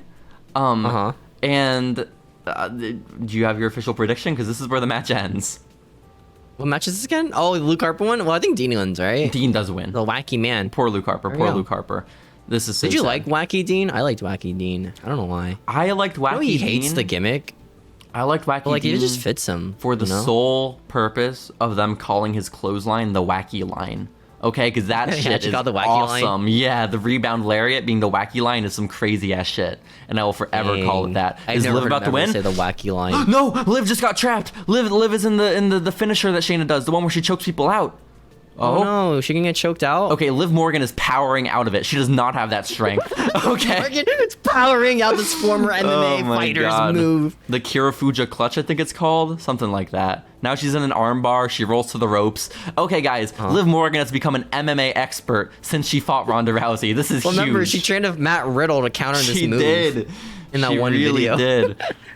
Yo, Liv Morgan's definitely Dang. winning if that shit just happened, okay? Dang, well, I guess we won't watch this match anymore then. Oh, wait, no. Shayna's about to... She's grabbing her balls. This is crazy. What is happening? Dang, her women balls? Oh, That's wait. crazy. She's already tapping? She's going for the same pin she did on Ronda Rousey. Oh my gosh. But it didn't work. It didn't work, Steven. Oh no, that's long-term booking right there, man. She did the one knee code breaker. And then One knee code breaker? the rebound little flatliner. That's the lamest Okay, Liv Morgan won. She's crying. Aw, man, good for Liv. Yo, I didn't realize Liv had such a shitty finishing sequence, man. I love Liv, but damn, that sucks. Her 5 minutes of doom. Yeah, but there's just 2. It's her 2 moves of doom. 2 moves of doom. Yeah. I mean, it's better than 5 moves, you know? Less chance to counter them. I guess. I just feel bad for Shayna, man. Like, Shayna's a badass. What are we doing? He lost to Liv clean, you know? Yeah. At least Ronda lost like a roll-up. That's sad. That's very sad. But either way, Steven, we have bigger things to talk about, like how there's a Russian Shane match happening between John Cena and Rusev for the U.S. title. Wow. Who wins? I wonder who's gonna win this one. Wonder. Well, yeah, it was Cena, man. Cena walks out victorious in this Russian chain match. Spoil it, bro. I didn't say my prediction. Oh, I'm sorry, man. I'm sorry, man. You can still say Rusev. You know they're gonna win, right? Because after the match, Rusev gets on the mic and he challenges Cena to an I Quit match at the next pay-per-view. So we have that to look forward to. Which he also loses, I assume. yeah. Wait, he does. During like the open mic thing, like the open challenge thing? Yes, it is. Because the open challenges are just on Raw. This is on pay-per-view. I hope they do that. Like 2 different storylines with John Cena at the same time. Dude, I don't know. That's so interesting. I think this is all just the lead up to KO debuting and winning, which I'm excited for. I'm very excited. Did he win the US title? Yeah, he did. Okay. Yeah, he won it like in his opening night. He's the one who wins the open challenge. No, he didn't win the opening night. It wasn't for the title. Did he win at the pay-per-view? No, he lost at the pay-per-view. Oh, fuck. Maybe he didn't win. I thought he did. I don't know either. I'm sorry, man. I'm sorry. Dare you gaslight me like this? I swear he won on Raw and then lost at the pay-per-view. No, he didn't. Look it up right now. Shit. I'll expose you no, like it's a fine. fraud. I didn't commit this to memory. That's how I thought it happened. But You're a fraud. Nikki Bella versus Naomi for the Divas title is the next Nikki Bella's match. still wrestling? Well, I don't know. I thought Nikki Bella was a bad guy at the time because she had like bullied AJ Lee. But Wasn't also, Naomi a bad guy right now? That's what I thought too, because Naomi just turned on Paige. So I don't know, man. I don't know He the turned lore. on Paige. Oh no. Who would do such a thing? But who do you think wins man. the Divas title? Man, it's really hard to say. I know, man. This is tough. Oh man, I'm going with Naomi, right? No, Naomi. Post Funkadactyl Naomi does not win the Divas No, Championship. not even the Glow Naomi. Not What was her even. entrance? Probably still Somebody Call My Mama, because she still had that after But she's Brodus a bad left. guy? Yeah, coming out to Dang. Call My Mama. Damn. Which I was wrong. Last time on the podcast, I was like, this is the last gimmick Naomi has before she does all the glow stuff. That's a lie. Well, I she did forgot. Team Bad stuff. Yeah, she does Team Bad, where it's like, wicka wicka, with the, Which was the a bad guy. Kamina theme. Yeah, it's awesome. So, Steven, we go from that match for Naomi and Nikki Bella to the biggest match on this card. It is Roman Reigns versus Darn. Paul White.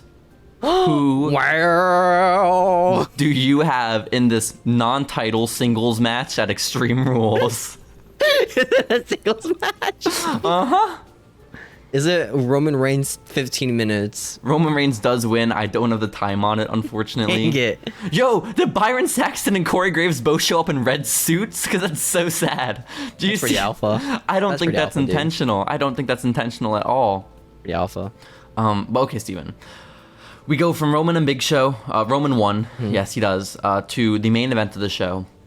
Now listen, there's Like a gonna main be event, dude. there's gonna be a lot of you How to. they hype this up on Raw? Like, this Extreme Rules Big Show, I'm gonna beat you. Ooh-ah! Wow. It doesn't say the cool lines yet. So it'd be like, you son of a gun. Succotash. Yeah, you know, I get it, man. It's exciting. You meanie poopy head. You probably are big like your poops. Big. I remember him saying that verbatim. And so we go to the main event, Steven. And now, before you make your prediction, you have to hear me out because there's a lot of context here. It is Okay. Seth Rollins versus Randy Orton. The match is for the World Championship. Okay, it's for the WWE World Championship. Oh my gosh, who could win? It is a win. steel cage match. Okay, What the fuck? it is steel cage. Extreme steel cage or just a regular steel cage? That's for you to decide. Okay, because I hope it's extreme. the Be awesome, dude. What do they do? the RKO is banned for this match in the steel cage, Steven. What are they gonna do? Well, not the RKO.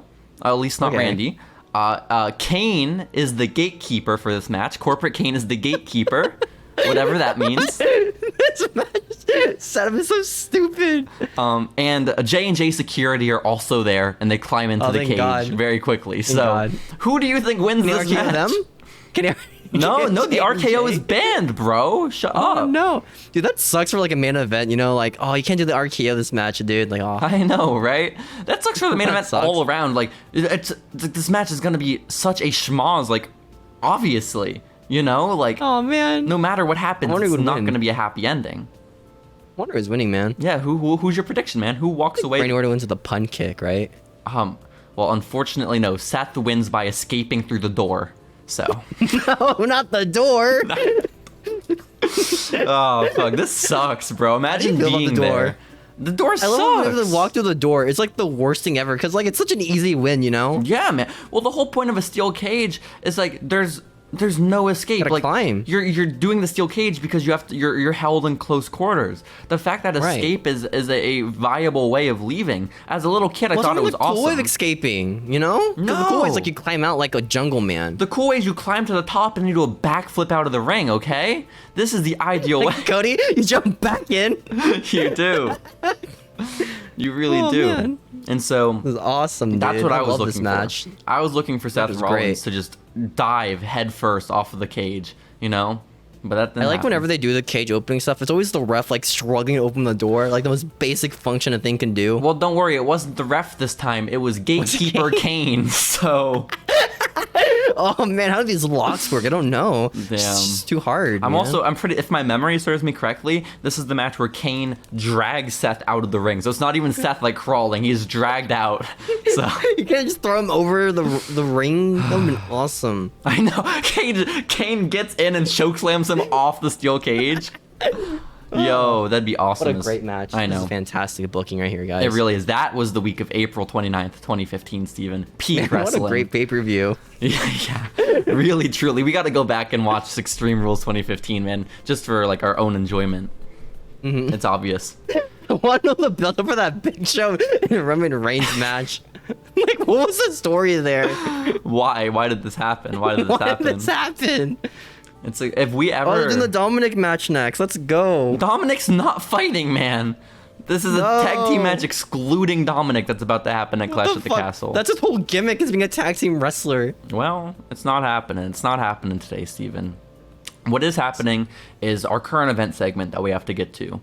Are you about ready? Oh my gosh. Are you ready? I'm ready. I'm ready. Then let's do it.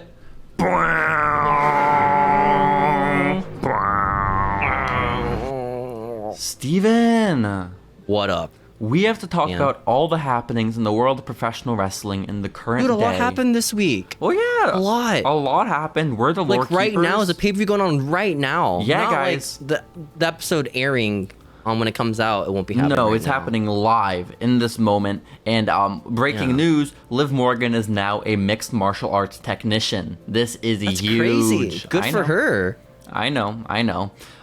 Steven, Dominic is actually coming out to the match or to the ring for fuck this you, I match. was right. I don't think he's wrestling though. I think he's just going to be manager.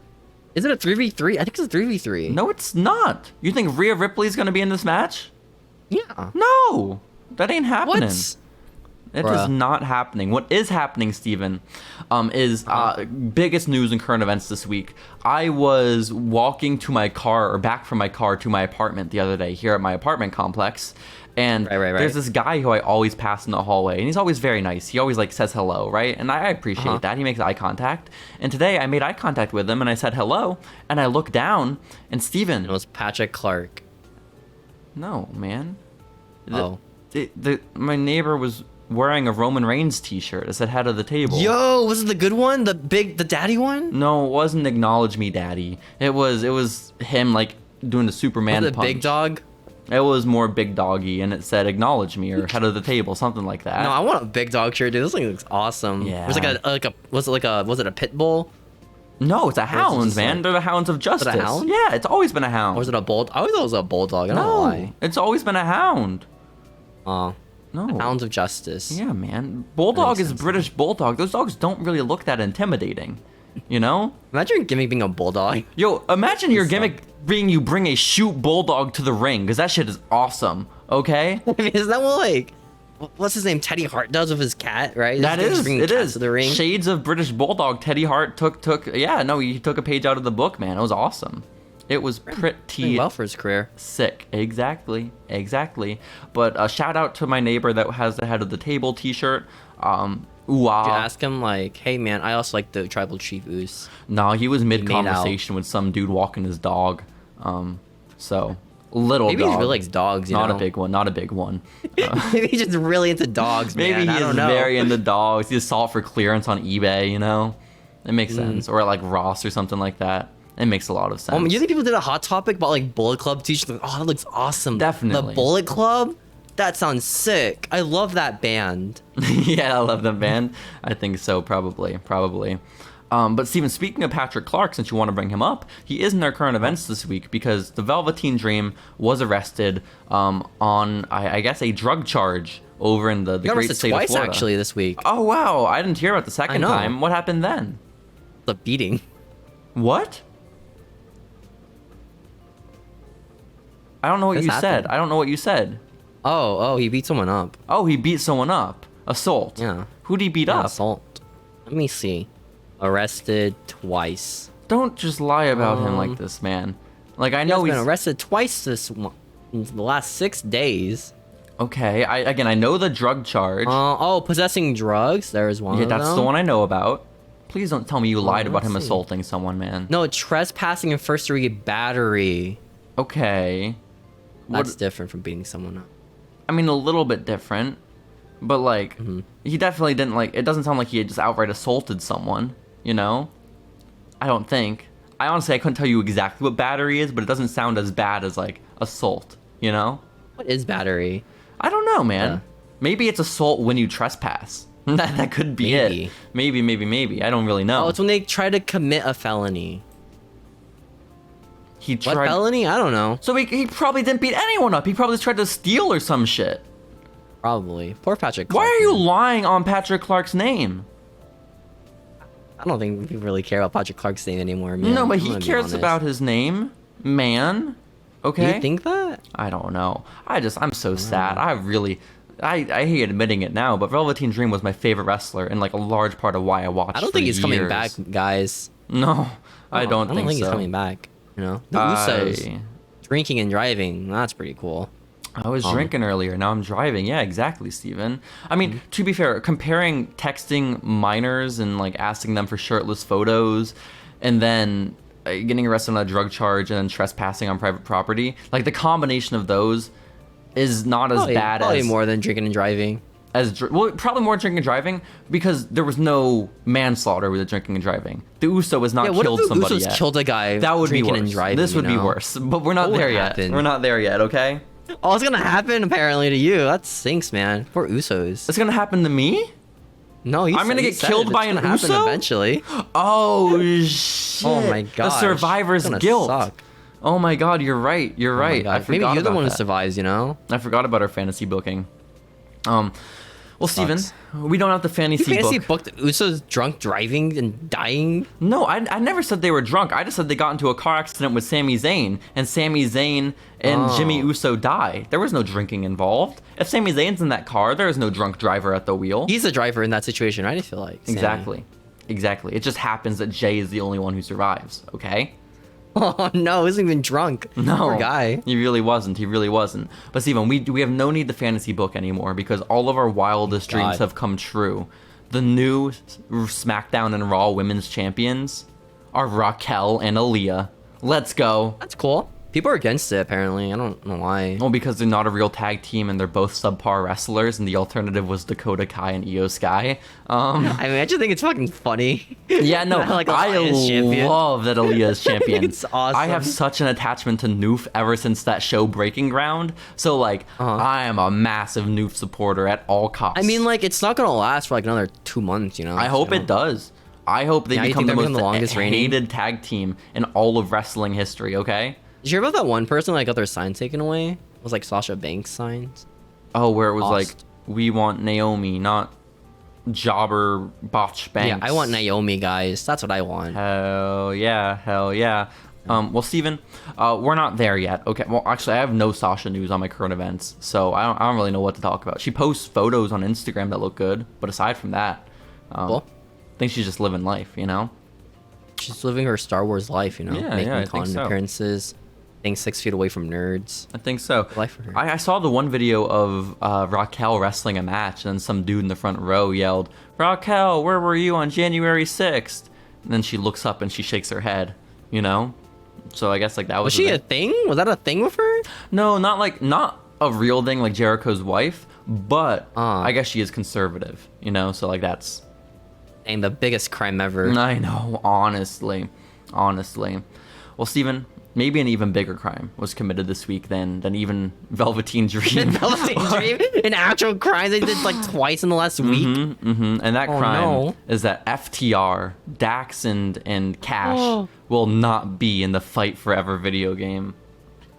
Dude, that must suck ass, dude. Like, imagine like being like the cornerstones of like a tag team division. Yeah. Then not being in the game. Well, also imagine this game being in development for a few years and them showing up like halfway through, and then for most of their run not being that important. Like, it's really not that big of a deal. And CM Punk's in it.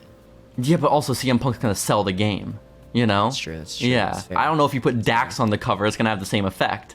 You know? Dax on the cover by himself, like a By Bret Hart himself.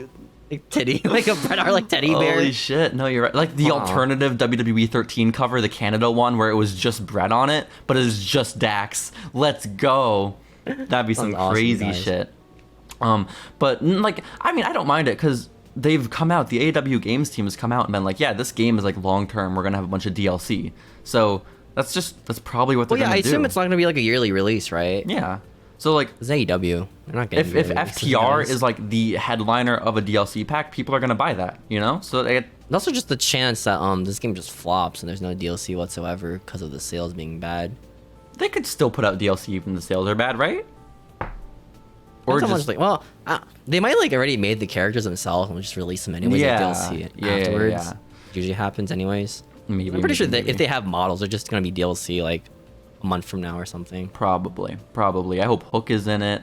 I hope all these wrestlers are in it, Steven. But either way, I'm excited. I mean, I'm actually excited about a wrestling game for the first time in forever because I will get it. It's going to be on the Wow. Switch, and that's badass. What if it sucks on the Switch? Like probably will. 2K20. It probably will, but I think that's kind of funny. Like, to get the shittiest version of the game possible, you know? Dude, have you heard of the Cooking Mama game on the Switch that wasn't supposed to like exist because You've- licensing did not exist? You've told me about it a couple of Cooking times. Mama. It's kind of crazy, and it's still on sale in awesome. Target, guys. Go get it. Go pick it up today. Get it? It's $40. Buy Cooking Mama game for $40, dude, Hell yeah. or 50. But Steven, Yeah. I have news that is not a crime. I have news that is very What? good, very positive, okay? And that is that there are rumors going around. I cannot confirm, and I honestly Nor don't know where the deny. rumors started, so I could just be blatantly spreading misinformation. But it's funny, so I don't mind.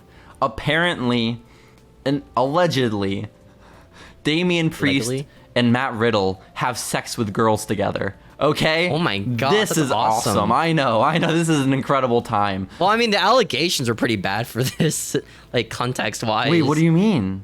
With Matt Riddle? Oh, I mean, I guess so.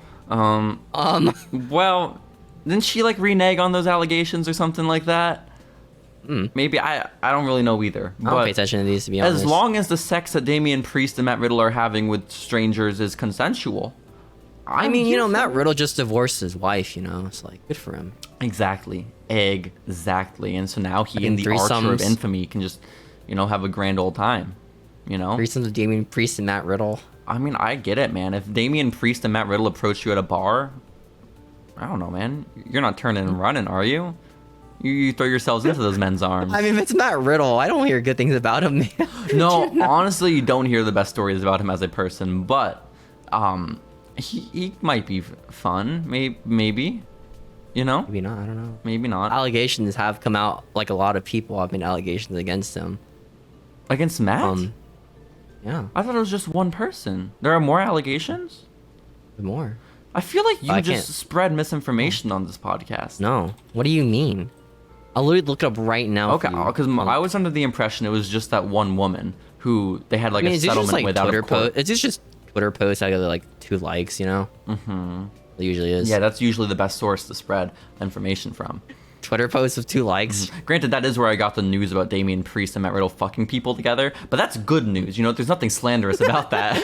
Oh, speaking of Matt Riddle, did you see that sick promo they did on like Raw, where it was like Seth and like Matt like fighting each other like through a Skype interview?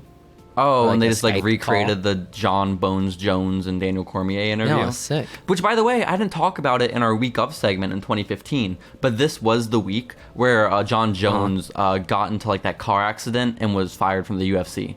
So, Wow. that's cool. That's cool. Oh, also good news. Austin Theory got his name back. He's Austin Theory again. Yo, Matt Riddle got his name back. This is big news all around. We don't know if did that happen? Yeah. Back on the website, That's it says cool. Matt Riddle again. So Thank God. I don't think anyone ever called him Riddle. I got into the habit of it, actually. I got into the habit of calling Really? him Riddle. Yeah, absolutely. Wow. And when I like type it in online, it's always Riddle now. So this is tough. I'll have to readjust. Dang, I just said Matt Riddle. You're the first Damn. one. I'm sorry, man. I'm sorry. Crazy. Did you see that CM Punk promo this week? The one where Ace Steel said "fuck." That was awesome. The CM Punk promo was sick though. If he loses, it would really suck. After that promo. Yo, what's crazy about the CM Punk promo? Listen, hear me out. Okay, one is that the dude who has never been on AEW TV before, but is apparently an indie wrestler that's friends with Punk, is now like a major character on TV for some reason, and he said fuck, and now he has to pay a fine that will go to charity. That's like its own story, right? That's pretty cool. awesome, right? But also, there was CM Punk climbing up into the crowd and being like, I love Chicago. I'm gonna fight for Chicago. I mean, we are Chicago. Like that. I'm Chicago. He almost said I am Chicago, and no one's addressed it, guys. Okay, guys. But also, there's like the shot on Twitter of him on top of the stairs cutting that promo, right, in the crowd. And it went viral because in the crowd, you see a man holding up his infant to CM Punk, right? And it's like Simba? Ain't no way. Yes, like Simba. It's like, ain't no way man's awesome. brought his baby to an AEW show, crying emoji. But if you zoom in, this is the most obvious Photoshop I ever seen in my life, and it got not even a baby. thousands of likes and everything, man. But it is like there was no attempt to blend it into the crowd either. But just everyone thinks someone brought a baby and held it up to CM Punk now. It did not happen, guys. Does CM Punk even like babies? CM Punk probably fucking hates babies, okay? Yeah, I thought it was like anti-children. I mean, I don't know about anti-children, but Anti-birth. anti-birth altogether. This is such sad news for AJ. But I don't think she minds. No, I don't think she wants kids either. Yeah, no, you're right. But there was no baby being held up, guys. Stop spreading misinformation. This podcast... Yeah, stop being like this podcast, guys. No, this Stop. podcast exists for a couple of purposes. One is to spread the lore, to keep the lore. And the other is to prevent misinformation, man. By being lore we're like keepers, we the have a truth responsibility. busters. Exactly. We're journalists. We both have journalism degrees, okay? Isn't that right? So, yep. From very I went to high school. That's good. Crazy. Me too, man. I also went to high school, believe it or not. That's insane, man. It is pretty insane. And so we have those degrees. We have a level of integrity we have to maintain. And so when we keep the lore, we mean it. So just... Yeah. You have any other news this week? Yeah, I have a couple of stories. Punk versus stories. Moxley at All Out is happening, which fuck you, Steven, for being like, oh, JC, your fantasy booking, what happened now? What happened to your... It's gonna didn't say happen. that. MJF is gonna come out, and he's gonna challenge Punk for the title after Punk beats What if Moxley. it doesn't happen again? It's Have you so doubled down? gonna happen, okay? I thought last I week... mean, I feel like at this point, CM Punk just has to win, right? After cutting that promo. Last week, you kicked me in the ribs. You made me feel like a fool for thinking Punk versus Moxley with MJF You're was a gonna happen. buffoon. But now, listen... This is definitely the way. You are a fool, Steven. This double turn is happening, am a and I fool. expect your apology for when it does happen. By the time this know what? podcast comes out, the audience is gonna know who's right here. It's a civil war right now, guys. Pick your side. Pick your side. But if Cass returned, right? That was sick. I W. like Morrissey, that. yeah. I just one more thing on the CM Punk MJF thing. If I am right and I am redeemed by Max showing up, I think it's only right you buy me the Miro t-shirt that says I am redeemed with Miro's red face next to it. Okay? No, that's the worst. It's a shitty ass t-shirt, I have to be honest. Is it pro wrestling tees? Those things are expensive, man. It's on the AEW shop website, so I it's think like so. a video of how they make their shirts. Is it just a press on iron? I was like, No, it's not. It's direct to so garment. much money for that. That's not true. Oh. You're lying. You're like don't know. legitimately lying about this company. Maybe I was watching another TikTok then. They have screen printing and they have direct to garment. They don't do iron-ons. Oh, screen printing maybe. Screen printing is so different. Screen printing is with a squeegee and paint. That's the highest quality t-shirt I you like can press find. irons, though. Stop Press irons are lying about awesome. If you're going to talk about Fuck pro you. wrestling tees, talk about how they leaked information or like had an information breach last Christmas and didn't tell people so they could keep on selling t-shirts. Like that's the thing to out them for, not for low quality t-shirts. So t-shirts are fine. But the t-shirt low quality, dude. I never owned one before in my life. My God. Guys, You're a fool. Steven, You're a fool. why would you do that? Why would you lie on pro wrestling tees? Fuck pro wrestling tees. No, I Sponsor us. appreciate them. I have so much merchandise. Dominic Mysterio looks so sad at ringside. Why? I Is he don't not actually know. wrestling? No, he's not wrestling. I told you, bro. He's just a Poor manager. guy. He's just a manager, and he's wearing like Marty the I got Moss reduced to a t-shirt. manager. Yeah, it's tough. It's tough. Oh well. Well, Steven, more wrestling news. Yeah. Bobby Fish apparently requested his release from AEW, or maybe he didn't request his release, Why? but his contract is coming up and he's not re-signing. Okay. He went on his podcast and he said that he's not very happy. Podcast? Yeah, I guess so. And he was like, he's not very happy with how few matches he gets and how like little he's been booked.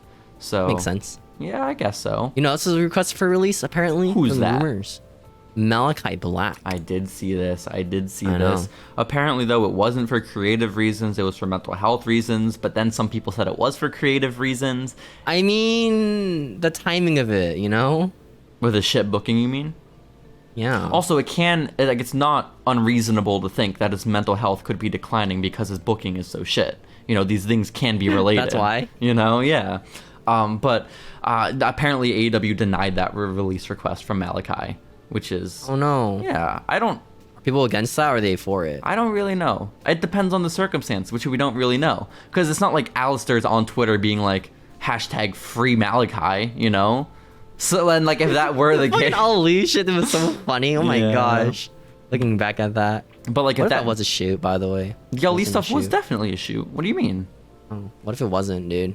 Okay, we're all being tricked. And his gimmick, he's gonna come back like, yo, guys, remember me? I'm a bad guy again. Remember Free Ali? Well, now I'm free from the chains of Vince McMahon. Yo, so true. And he's still on main beatboxing event. the streets. Yeah. It No, makes he's until sense. 5 Live now, dude. A non-existent show? Now it's They crazy. sent them to NXT Level Up? That's so sad. Dang, I'm NXT, just right to level up. Damn. Well, Steven, You did you see you the... on NXT, actually? No? You was fighting Camilla Hayes? Oh, Ricochet, yeah. Yeah, is that Hey guys, sick? Trevor's gonna think fight it's sick. Carmelo Hayes, and then Carmelo Hayes referenced the fact that Ricochet's bald. He said, "Why you bald?" This is a good question. It's a fair question. That's gotta be a thing, right? Someone's gotta eventually make a reference to that. Carmelo Hayes did. Oh, he did? That's what I just said. Oh, that's sick. What do you think I was just fantasy booking? No, he said that shit. He said that Well, shit. guess who won the match? The match Rey happened already? Mysterio and Edge won. Oh, I thought you meant Carmelo Against the Hayes versus Judgment Day. Ricochet. I was confused. Good Yeah, they for... picked Finn Balor, dude. They had Damian Priest. Wait. Finn Balor. Dominic's standing all suspicious. I think Dominic's about to turn. Oh my gosh. Look at him. He's not cheering with them. He's like, oh man, Dad. Why would you place me, Dad? Dad. That's so sad. I don't know. Well, they're showing replays right now, so we won't know for a little bit. But Steven, when Ricochet came out to challenge Carmelo, I don't know Carmelo Hayes' guy that he always has with him. What's his name? Do you know it? Williams. Rick Williams. Okay, yeah, that guy. He saw that Ricochet had a mic in his hand. He was like, "Oh, Ricochet, you got that mic. Don't hurt yourself." And then he said, "Why you bald?" Oh, Yeah. that's really good. That's really good, actually. Yeah. I like that a lot. That's really clever. I can't believe you brought this news story to the table and you didn't even watch the shit, Steven. It was good. Dude, I don't watch wrestling, dude. Whatever. I only watched 2 promos this week. The fucking Matt Riddle one and the fucking CM Punk one. That's all I watched ever in my life. Wait. There's tension happening between Mysterio and Edge. Dad, Oh. why didn't you let me wrestle? Dominic's not happy. Dominic's standing all awkward. He just always looks like that. Yeah, no, this could just be Dominic being No, he just kicked Edge in the balls. Oh no! Dominic! He took his shoe off. He took his shoe off.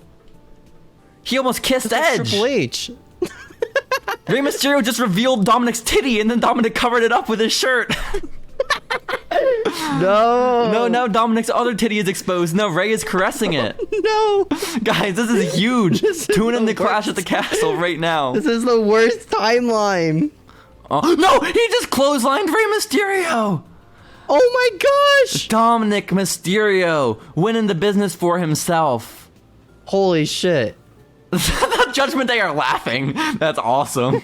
Yeah, we planned this, guys. We lost anyways. We planned this. Yo, you know what would be sick as fuck right now, Steven? Imagine if Judgment Day just beats the fuck out of Dominic, just right here in the middle of the ring. That's our fantasy booking right there. Yo, that's crazy.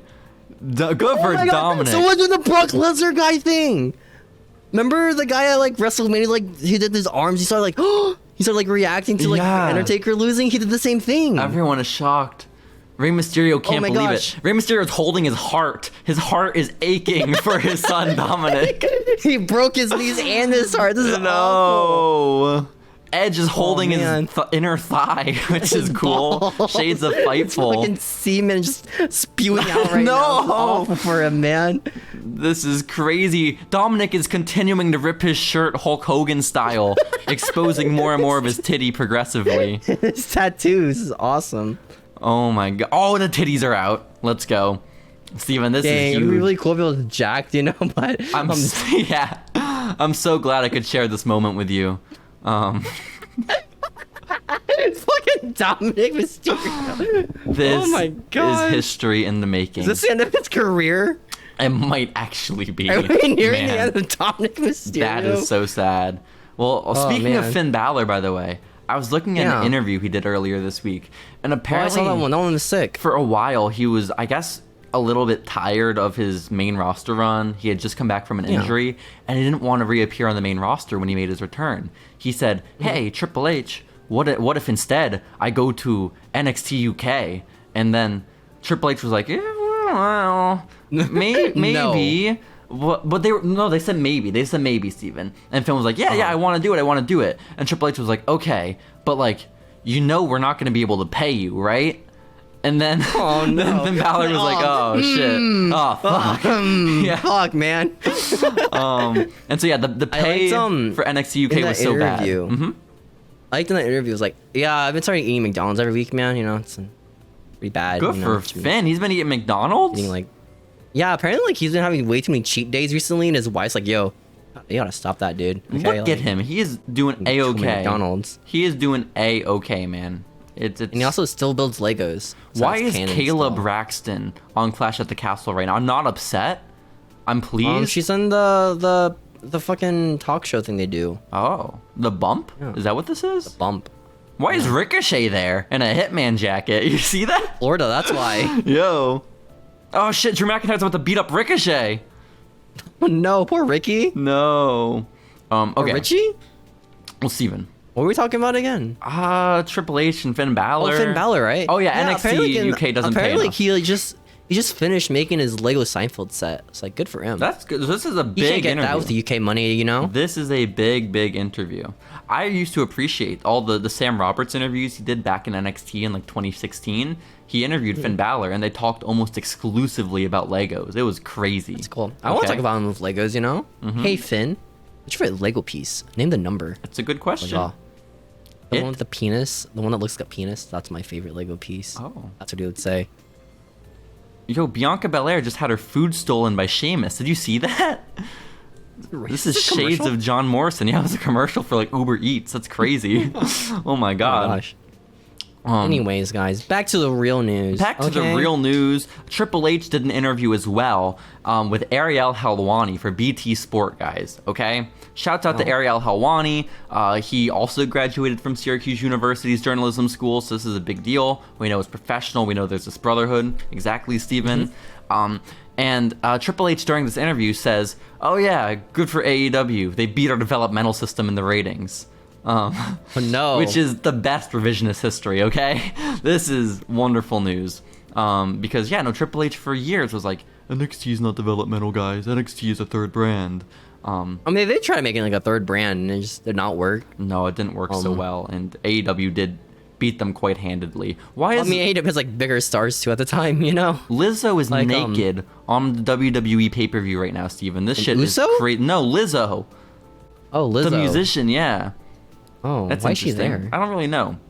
Oh shit. Does this count as wrestling news? Because David Otunga's moderately involved. That clip from She-Hulk Attorney at Law. Oh my gosh, She-Hulk Attorney at Law? Where she was twerking with Megan Thee Stallion. What? Did you not see this? No, I saw a clip where it was like people reacting to She-Hulk in the MCU like canon. Yeah. I was like through TikTok and going like, why is there a She-Hulk when there could be a They-Hulk or a He-Hulk, huh? And then the next clip's a guy playing like, Steven, you're burying the lead here. There was a clip in the show where She-Hulk was twerking in her office with Megan Thee Stallion. She-Hulk? Yes. The ass was fake. Dude. The ass was large and fake. Imagine animating like a fake ass. You know? It doesn't even look that good. Poor guy. How did I see this and you didn't? I don't watch. You're like a little Marvel fanboy though. I'm not a Marvel fanboy, man. I'm a fucking You're a Marvel fan, man. You're right, Steven. I'm a man, okay? Exactly. Man. Exactly. But no, dude, that shit sucked ass. But Triple H, back to Triple H. He did not twerk in this interview with Ariel Helwani. Instead, he says AEW beat their developmental system. Big whoop. Okay. He also says, in response to a question about Braun Strowman potentially returning to WWE, he says, "We'll see," which is equivalent of, okay, Braun Strowman's coming back on Monday, guys. You think Triple H, like, his guys are like, Sam's like, hey, Hunter, we're getting too many small guys. We need like some big guy eventually. Okay, like, you know, we don't have any more Almases, you know. We're getting too many like indie wrestlers. Maybe like a Braun Strowman, like a pretty big dude would be pretty cool. Yeah, maybe. You think this is Seth Rollins pitching that, you said? No, Stephanie. Oh, Steph. I gotcha. I thought Seth was pitching for big guys. Just loses his career as a result. Big people. We need his little fucking like list. We need big people. Pepper. That's Seth Rollins? Yeah. Seth does not have a lisp. He does. Cody has a Jack lisp. Swagger? Cody and Jack Swagger have lisps. Not Seth Rollins. Seth Rollins has a nasally like Seth Rollins sounds like a dork, okay? What do you mean? Yeah. Seth Rollins sounds like Waluigi, okay? This is what is true. I know. It's gone too far now, Those guys. are fighting words. I'm sorry. I'm sorry. Too far, man. Yo, that's what Matt Riddle needs to come back with. Seth says, "Yo, your family left you. Well, you sound like Waluigi." Where the fuck you at? I'm gonna beat you up, Riddle. Where the fuck you Yo. That's some crazy shit. Anyways, guys, back to the real news. Yeah? I don't have any real news. I'm gonna be honest. Oh, okay.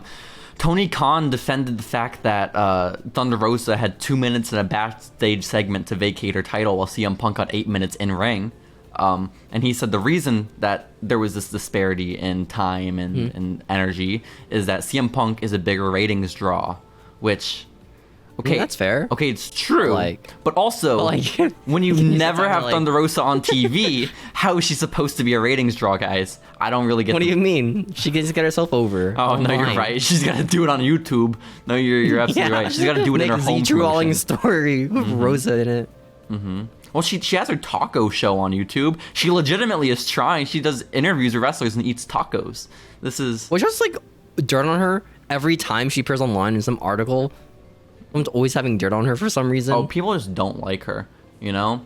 Which after a while you have to think like, okay, maybe if so many people are saying these negative things, there might be a reason, you know? But I like her. I'm not going to say negative. Thunder Rosa was so nice to me. I went to one of her Mission Pro shows when I first moved to Austin last year. And she went around to every single person in the audience and like shook their hand and thanked them for being there, you know? And that's so nice. It was very nice of her. Yeah. Good for her. I know. Not for me though. She didn't do that to me. Well, you weren't there, Steven.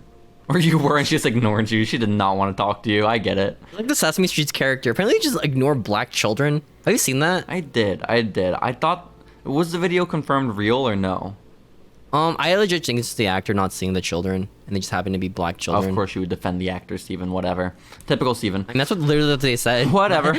No. Whatever. Last story, Steven, I have for the current events and news, and this is a big one, okay?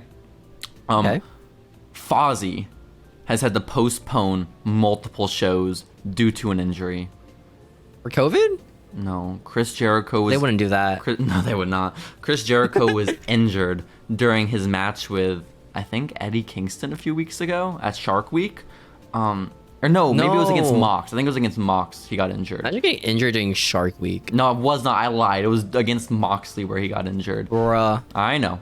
And so Fozzy has had to postpone a couple of shows because Chris Jericho has a bruised larynx, okay? Devastating. Right. I hope he sounds like Johnny Ace now. That would be awesome. That would be sick as fuck, you know? Johnny Ace. It would. So, Steven... I usually at the end of my current events ask you if you have any stories, but for the past 2 months, that has failed every time because you read the most boring shit off of Wrestling Inc. I have a big one. Okay. It's coming from whatculture.com actually, so fuck you. There's an NXT star from 2.0 who's a standout primed for a main roster call. ASAP. Can you guess who it is? I thought you were saying his name is ASAP. And I was really confused. Rocky? Oh my gosh. Shit, bro. That's my crazy. goodness. Who is primed for the call-up, Steven? Solo Sikoa. Oh, yeah. Samoan. It makes sense, you know. I yeah. guess. That's really it. That's really it. That's exciting. I guess. Man. You want to make predictions, or I guess you want to tell me what happened at the new All Out? Oh yeah, pay-per-view? guys! All Out happened last night, and we've got some spoilers in store. It was a really long pay-per-view, man. You know, I fell asleep for most of it. Listen. There is no way I'm going to be able to, or was able to, watch All Out, because there are, let me count the matches for sure. 1, 2, 3, 4, 5. There are 15 matches on the card, counting the pre-show. Oh my gosh! 15 matches, counting 0 Hour. Okay. Maybe Goldust was right about the 2-day pay-per-view thing then. Honestly, you're not wrong, Steven. But half these matches don't need to happen, okay? Off the top of my head, the the 6-man tag between House of Black and Darby, Sting, and Miro 6-man does not need to happen. Guys? Ember Moon versus Jade does not need to happen. Is that for the title? Yes, it's for the women's TBS title. Yeah, the real one. Jungle Boy versus Christian does not need to happen. What? The casino, but that was like the storyline. The casino ladder match is fine, but it doesn't really. Are these like pre-show matches or like on the actual card? These all the ones I listed so far on the real card. The pre-show matches especially don't need to happen. Let's start from the bottom of the card, Steven, and we'll make our okay. I feel like it's going to be a good pre-show match, right? Or should be. Well, it was a good match, as we know. But the casino match is on the main card, okay? But our okay, do we have like confirmed people, or we have to guess? Or we have to like one wild card. I mean, we've seen it. We saw it. We know who the wild card was. But that's not the first match we're starting with predictions. We're going back to 0 Hour. Was crazy. We're going back to 0 Hour. Okay. It is the team of Sammy Guevara and Ty Conti versus Ortiz and Ruby Soho. Did they build this up? Who won? Was this built up? I mean, what's the storyline here? Why is Ortiz and Soho together? I guess Ortiz and Ruby Soho fuck now, and they're upset.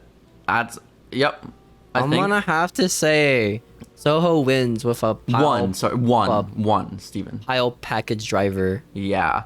I'm gonna think that this match, the Soho driver, she calls it. I think this match, if I remember correctly, went Broadway. I think it was a tie after about half an hour, so that was fun. Oh, it's an element match. Yeah. Maybe we watch different feeds. It's tough, you know. Oh, when you watch there's Matt Riddle's happening right now. That sounds cool. I can't watch it. I'm looking at the card, Steven. I have more important things to do, like spoil what happened with Ishii versus Eddie Kingston, because apparently the Sammy Guevara match with Eddie Kingston had to be split up because their fighting was real. Yeah. So Ortiz versus Soho being the how do you they made more matches on this card? I don't get it. Yo, it's fucking crazy. There's no way fucking Ishii win. No way. What do you mean? Ishii win? Ishii won. No way. What do you mean? No. Ishii literally won, dude. Eddie Kingston's winning with a small package. This is what's gonna happen. What? Okay? No, Ishii literally won. We watched it happen. I just don't like talking about it, okay? I know he won. Okay, like maybe it's a Mandela effect, you know, like our universes collided or something. No, I was just lying. I just didn't want it to be true. I hate Ishii. Why are you compulsive lying, dude? I notoriously hate Ishii. You know what he did to me. You know what he did to me, Steven. And so punched your mother in the face in 1987. That is I remember that day. Pac is fighting Kip Sabian. Fought Kip Sabian. And Kip Sabian obviously won clean. In 10 minutes. Man, I can't believe Pac went to America to lose to Kip Sabian. I know, really kind of fucked up. Yeah. Biggest match on the pre-show, Steven. We got Hook versus Cool Hand Angelo Parker. So, dude, I can't believe we have a new FTW champion. That's crazy. I know, man. I didn't think it was gonna drop it that quickly, but Cool Hand. What's this guy? Like, who is this man? I've never seen him before. No, 2.0. He's there with Daddy Magic. So. I love 2.0 in NXT. I did too. I think. I've never seen their matches. Everfly was badass. Or Everrise. That was her name. Oh shit, my bad. Same deal. Hey fan, exposed. Shoot. Oh no. My bad. Might be. But yeah, no, that match was cool. I like how he won with the knockout punch. Shades of Paul White. That was sick. Super punch into the knockout punch. Both at the same time. That was crazy. At the same time. Oh. Next up, first match on the main card, we got Powerhouse Hobb versus Ricky Starks. Okay, and I worry. Taz came out and won. That was crazy, you know? Yep, Taz cashed in his hat, his FTW hat. It's like, all right, guys, this is enough. He throws it down. He pins both of them at the same time. It was double awesome, Taz mission. It was crazy, Steven. It was crazy. And then next up, we got Swerve and Our Glory versus the Acclaimed for the AEW tag titles. I can't believe the Acclaim won. That was crazy, dude. I know. The dueling raps were a little much for me, you know? It wasn't even a match. It was like a rap battle the entire time. They had all four of them mic'd up throughout the entirety of the match. Yeah. It was a lot to take. It was a lot to take. Yo, listen, Keith, you're big, and guess what? I'm bigger. Steven, stop. We can't do this every week, man. Okay? Shut up. And so, I don't know what you mean. And so the next match on the card after Swerve and Our Glory retained the titles is the Casino Ladder match. The known I just got it. The known competitors that we have are Cesaro, Wheeler Yuta, Pentagon Jr., Rey Fenix, Rush, Andrade, and Dante Martin. What's the match? We gotta have Cesaro versus CM Punk for the world title, probably. This would be my guess. Because, Cesaro did win the match. Dude, I can't believe Rush won. That was crazy. Well, they grabbed the Sonic ring at the same time, Rush and Cesaro. And so it's going to be a triple threat on Rampage for the AEW Championship. Maybe they pulled at the same time they fell off, right? Off the ladder. Less shades of James Ellsworth. This is crazy. And like Rush was there. So it's, oh shit, I gotta fall down. He drops down, right? But Rush grabs at the same time as Cesaro, and it's crazy. Maybe that wasn't James Ellsworth. What the fuck match was that where like they both grabbed it? That was Dolph Ziggler. Oh shit, no, you're right. But yeah, no, the wild card in that match, or the Joker rather in that match, was a Joker, baby. Obviously, who was it? Darius Martin. Making his big return. God, Darius Martin, back from injury. Did he get injured again? Well, no, his brother Dante got injured this time, unfortunately. At the hands of Darius. Darius threw him off a ladder into the crowd. He was a little bit short. Dante landed on the barricade and broke his spine. It's a little sad. first into the barricade, man. Poor guy. He'll hopefully be back. The time frame is like 2 to 3 years for him to heal up. So I'm looking forward to it. Next up, Steven, we got big old trios match between FTR and Wardlow against the Motor City Machine Guns and Jay Lethal. Why is this a match? I don't know, but it's kind of exciting. I'm kind of happy this match is happening. It's current day Motor City Machine Guns, you know? So it's like... That's true. They're not bad. Current day Motor City Machine Guns are still pretty badass, okay? Yeah, but like peak, like 2008, you know? We're not there anymore, man. We're not 8, like 10, I guess. We can't live in the past. Obviously Jay Lethal told Motor City Machine Guns he's going to do this by himself and sent both of them back into the locker room and then proceeded to beat FTR and Wardlow single-handedly. It was crazy. Like, he tags in Wardlow, right? Was like, oh, I'm so strong and big. And he just finger pokes a doom. It was insane. It was pretty crazy, man. But honestly, TK knew what he was doing. All the men in this match got over. They kept cutting the backstage shots of Motor City Machine Gun watching on the monitor, and they really... Just that catering, just eating like a bagel. It was awesome. It was a fun time, Steven. I had to take a bathroom break during this next match. Can you tell me what happened between Jungle Boy and Christian Cage? Christian Cage brings back Jungle Boy's dad back to life. Holy fuck. Famous actor Luke Perry. He's now back from the dead. It was crazy. That's it. That's all I remember. Oh shit! The match never got started because Jungle Boy was so emotionally taken over. Yeah, the fucking man broke out. Like they stopped the people halfway through the show because like, what the fuck? He brought a dad back from the dead. That's crazy. Holy shit! And it's a famous actor. That was insane. And there were all those media reports online afterwards, like shit canning Tony Khan for copying WWE, because, well, believe it or not, Luke Perry did turn on Jungle Boy when he from the dead.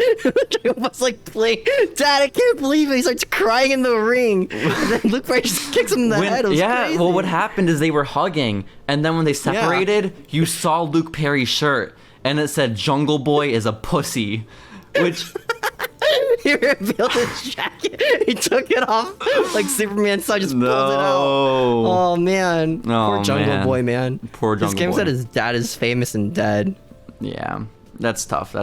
It was revealed afterwards it was a hologram that Christian was just shining from the rafters. And a print on him? Yeah, no, it was just blatant emotional manipulation. Jungle Boy wasn't in the act, by the way. He wasn't.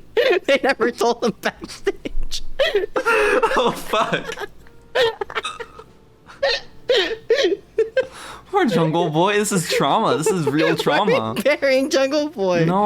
I feel so bad. I love Jungle Boy. Yeah, He's sick. I don't know what the fuck Tony was thinking, man. This is like too like. There's a line with This is wrestling. like when Prince happened. What the fuck, Tony? What was he on? There is a line. What was he cooking? With this product that is professional wrestling, and I think Tony Khan may have crossed it. Next up, Steven, Jade Cargill versus Athena. I was still in the restroom. What happened? Dude, I can't believe Athena lost. That was crazy. I don't remember how. I don't really don't either. remember. This match was a blur. But Jade is That still even our happened? TBS champ. Yeah, I think so, maybe. I like the part where there was a debut afterwards of someone. Thunder Rosa, she's already healed from her injury, and she's challenging for the TBS Women's title. I'm looking for the real women's title. Tony Storm is pissed. This is so sad. But next up on the card, Steven, House of Black versus Miro, Sting, and Dobby. Who Oh my won? gosh. Dude, Miro won. That was crazy. Can't believe it. He, of course, pinned think- Buddy Murphy. It's like... Malachi Black. It was like actually. very reminiscent of like the WWE video games where like all 6 men are in the ring, but the referee is paying attention to the legal men. The other guys are distracted, and so turns around like midway. Miro just gets the pin out of nowhere. No one realized the match was over. It was really confusing for all They're still parties. brawling, you know. It was Miro crazy, man. it looked like he went into business for himself. He just wanted to end the match as quickly as possible. Wrong with the Miro kick. It was crazy. Alice, they had a close-up shot of Aleister Black's face after the match. He was crying. There is a lot happening in this poor man's head. It is so sad. Poor Malachi. I know. He's so depressed now, man. This Aw. is devastating. But Steven, When it's, he's gonna lose his frown? when is he gonna? Next Retire up from wrestling. is the AEW. This is obviously the secondary women's championship match on this card, as Toni Storm fights Britt Baker and Jamie Hayter and Hikaru Shida in a fatal 4-way. So Good for Britt Baker for winning again, man. The Brit title at this point, you know. Yeah. Well, actually, if you remember correctly, Steven, she and Jamie Hayter pinned Toni Storm like at the same time. It was both of them on top. They're sharing so it with they're Lay co Cool. I think women that's what they're champions. doing, yeah. It's like Lay Cool, but Maybe trios, because like another girl in that group, I think. who? Oh, what's her face? Reba? Yeah, that girl. Yeah. I don't know if she was a legal competitor, but she was also on top of the pin. So I don't know how this works. It was just really Just weird. got really confused. Aubrey just didn't know what to do. Yeah, it was a Poor little Aubrey. confusing. But next up, Steven, we of course have Bryan Danielson, the American Dragon, versus Chris Jericho, the Painmaker. Dang. Because of I course like NXT Jericho 2010. did This is come awesome. out in his Painmaker outfit, the clown makeup and hat and all. It was pretty cool. Isn't he injured? Oh, he has a bruised larynx, so he won't have to sing during this match, ideally. Oh, okay, that's fair. How's his yeah. entrance? Oh no. No, not his entrance. They were gonna do a live performance for his entrance, they just couldn't do it. No. I can't believe Crazy Steve came out for this match. It was crazy. And just started beating up Daniel Garcia at ringside. Just really He wasn't distracting. even part of the storyline, you know? He just It came really in, wasn't. beat up Daniel Garcia and left. Poor Crazy Steve. Daniel Garcia was just taken out of action. He was stretchered to the back. He didn't get to see who won the match.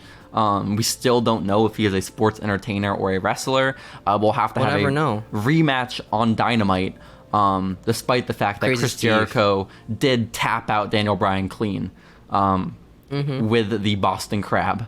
So that's tough. That single leg Boston Crab, Single actually. leg. You are so right, Steven. You are so right. Finally, our semi-main event of the evening, the Elite versus the Dark Order. Hangman gosh. Page, of course, replaced 10 midway through the Trios tournament. So it's Hangman Silver and Reynolds versus Omega, Buck, and Buck. Steven, who do you have winning? I like the part where Zero came out, right? Number 0, the Dark Order. That was Yes. sick. Mm-hmm. Yeah, -1 was Yeah. pretty cool. I've won. Because, who is Zero in the Dark Order? Wasn't it Luke Harper? I thought number 1 was Luke Harper. Oh, I thought Evil Uno was that. 'cause Oh it's shit! Evil Uno Zero is Luke Yeah. Harper. That's crazy, man. Wow, I think. I don't know. What number is Cole Cabana? that's a great question. Was this Colt? Was it announced that Hangman Page was injured before this match and Colt Cabana had to replace him? CM Punk just came out and said, hey guys, you can't have this happen, all right? All right, get out of here, Cole. You don't belong in this company anymore. Go back to somewhere. Sad. That is so sad that CM Punk did run in during this match, attempting to sabotage the Dark Order. It did not work. It was crazy. Because he doesn't watch the product. He didn't know who was on what team. He just saw Colt Cabana, but then he beat up the Young Bucks just brutally, okay? He just beat the fuck out of them. Was he gonna shoot? I don't know. But John Silver got the pin on Nick Jackson, and now the Dark Order Kenny Omega, actually. Trios. No, you're right. You're right. The fucking Silver Gunner, whatever it's called. He did Crazy. He did it. And then since CM Punk was already out there, we didn't even need his entrance. There was no cult of personality. Jon Moxley just came out to the ring. And Steven, correct me if I'm wrong, but this match was move for move a repeat of what happened on Dynamite 2 weeks ago. That's crazy. And he lost in 7 seconds this time. So shouts out to our undisputed AEW champion, Jon Moxley. For him. MJF did still come out. Blackpool is like the equivalent of the Jersey Shore. Is it now? Yeah. Did you know there is a British TV show called Geordie Shore? Island, actually. Oh. Really? What do you mean it's the equivalent to Coney Island? Blackpool? Coney Island has like a boardwalk and roller coasters, man. Yeah, apparently that's what Blackpool is, like the equivalent of it. Okay, that's cool, I guess, man. I would never go around like claiming pride because I'm from Coney Island. You know, it's probably not something I would. Okay, you can do that. You can do that. It's like they have a roller coaster, you know, like one roller coaster. They do. Well, they have a few now. They have a few. But Steven. Dogs. The dogs? They have hot dogs. Oh, they do have hot dogs. They do have hot dogs. I'm sorry about that. Dirty dogs. Dirty is right. Dirty is right, Steven. That is the all-out card. MJF did, of course, come out at the very end, and he had a stare down with Colt Cabana, which I thought was necessary at the top of the ramp. Long-term booking right there from that one time they fought. Term booking. In one company. Exactly. So I can't wait to see that at the next AEW pay-per-view in 6 months' time. Steven, what are your thoughts on All Out now that it's happened? I preferred NXT pay-per-view, you know? That was better, in my opinion. No, honestly, it kind of crushed World Collide. You're kind of right. The fact that Tyler Bate is now our NXT champion, which is a real possibility. That's fucking crazy. Do you think it's gonna happen? It's not gonna be Braun Breaker. You think Tyler Bate's gonna win? I don't think he's gonna beat Braun Breaker, dude. Oh, okay. He's not gonna beat him. Okay. Nah, Braun Breaker's gonna lose like Ricochet or something. This makes sense. This does not make sense actually, but I'll accept it. I'll accept it. Steven, this I think is about it for Following Lucha this week, right? Unless you have any other messages you want to send home to the listening audience. Hey guys, give us money on donate. Give me a coffee. Donate a coffee. Is that what it's called? It's in the description, guys. If you want to donate, I don't see why you would after Steven. I mean, he was just recounting the events of All Out, so I don't blame him completely. But just the fact that we even mentioned the very distasteful Luke Perry storyline is just like, I'm sorry we had to recount that for you guys. But blame Steven, send all criticism his way. Follow us on TikTok, subscribe on the YouTube channel. Like us on Facebook, follow us on Twitter, and we'll be back. 5-star Spotify reviews, 5-star Apple reviews. This is right. And we'll be back next week with more Following Lucha. Goodbye, guys. Wow.